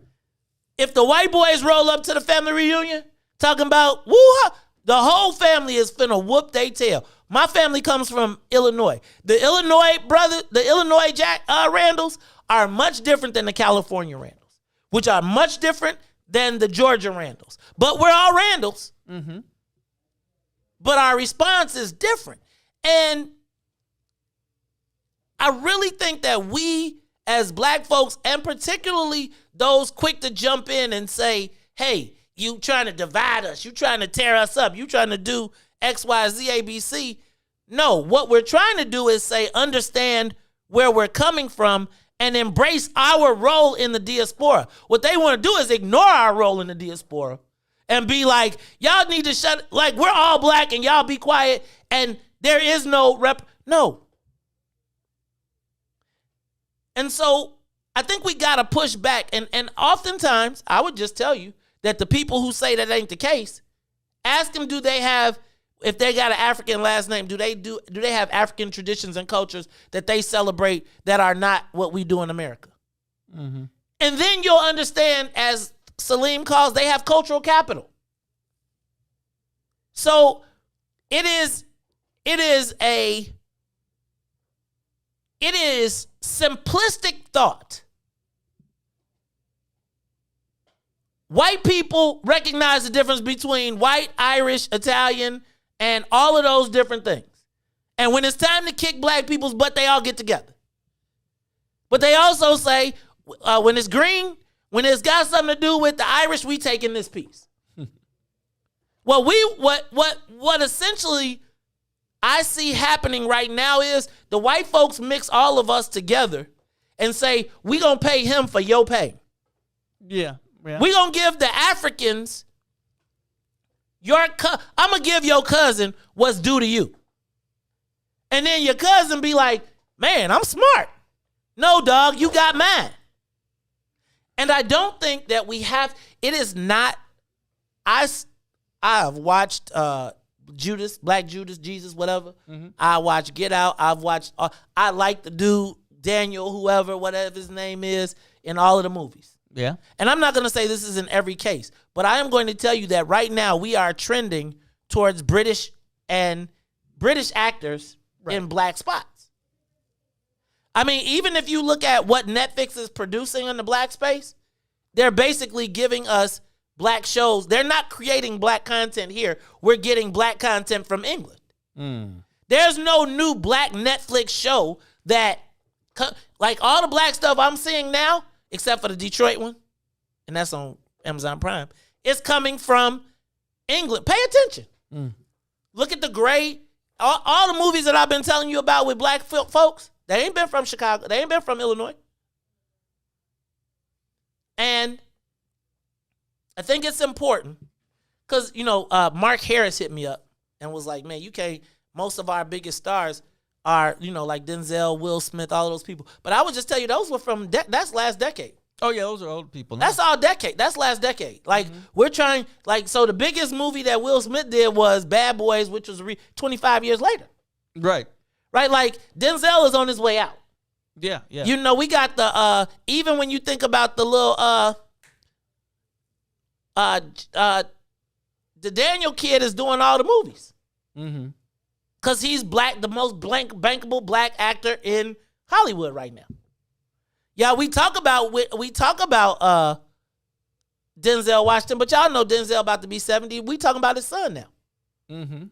And so and it's like everybody want to find the example. Like Coming to America was great. It was great. It was a great family film. But again, and even when you look at where we get to excel, where do we excel? Comedy movies. Oh yeah. And dress up like Damon Wayans, son. He's in comedic roles and O'Shea Jackson. He's in like the mid-level roles. Yeah. They're not the main headline. Right. It's the Mace Jackson show, y'all. It's like, and it ain't no hate. What the reality of it is like, and what drives me crazy is that when other groups are getting our privilege and then try to act like we stupid for saying like, yo, we see you. Like, Right. it's not with no shade to you, but understand the white people are using you to be like, we ain't nothing. Yeah, to keep us. Look at where you. we Y'all, are. why y'all can't get up like y'all African brothers or your English brothers or because, don't nobody want to deal with Negro with attitude for real. It's the Maze Jackson Show. So, for Maze and Sonia, no Ruthie and Todd, I am the host of the Maze Jackson Show, asking every single day, what's in it for the black people? And if you don't like it, you can still tell them. Maze says, stay tuned. I think she is in the building. Is she in the building? I think she's in the building. Stay tuned. It is next up, the Book of Dawn.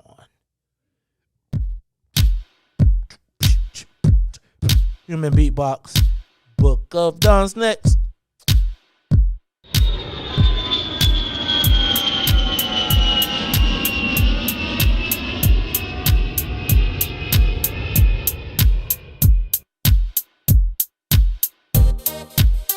What's in it for the black people? What's in it? What's in it for the black people? I'm in it. What's in it for the black people? What's in it?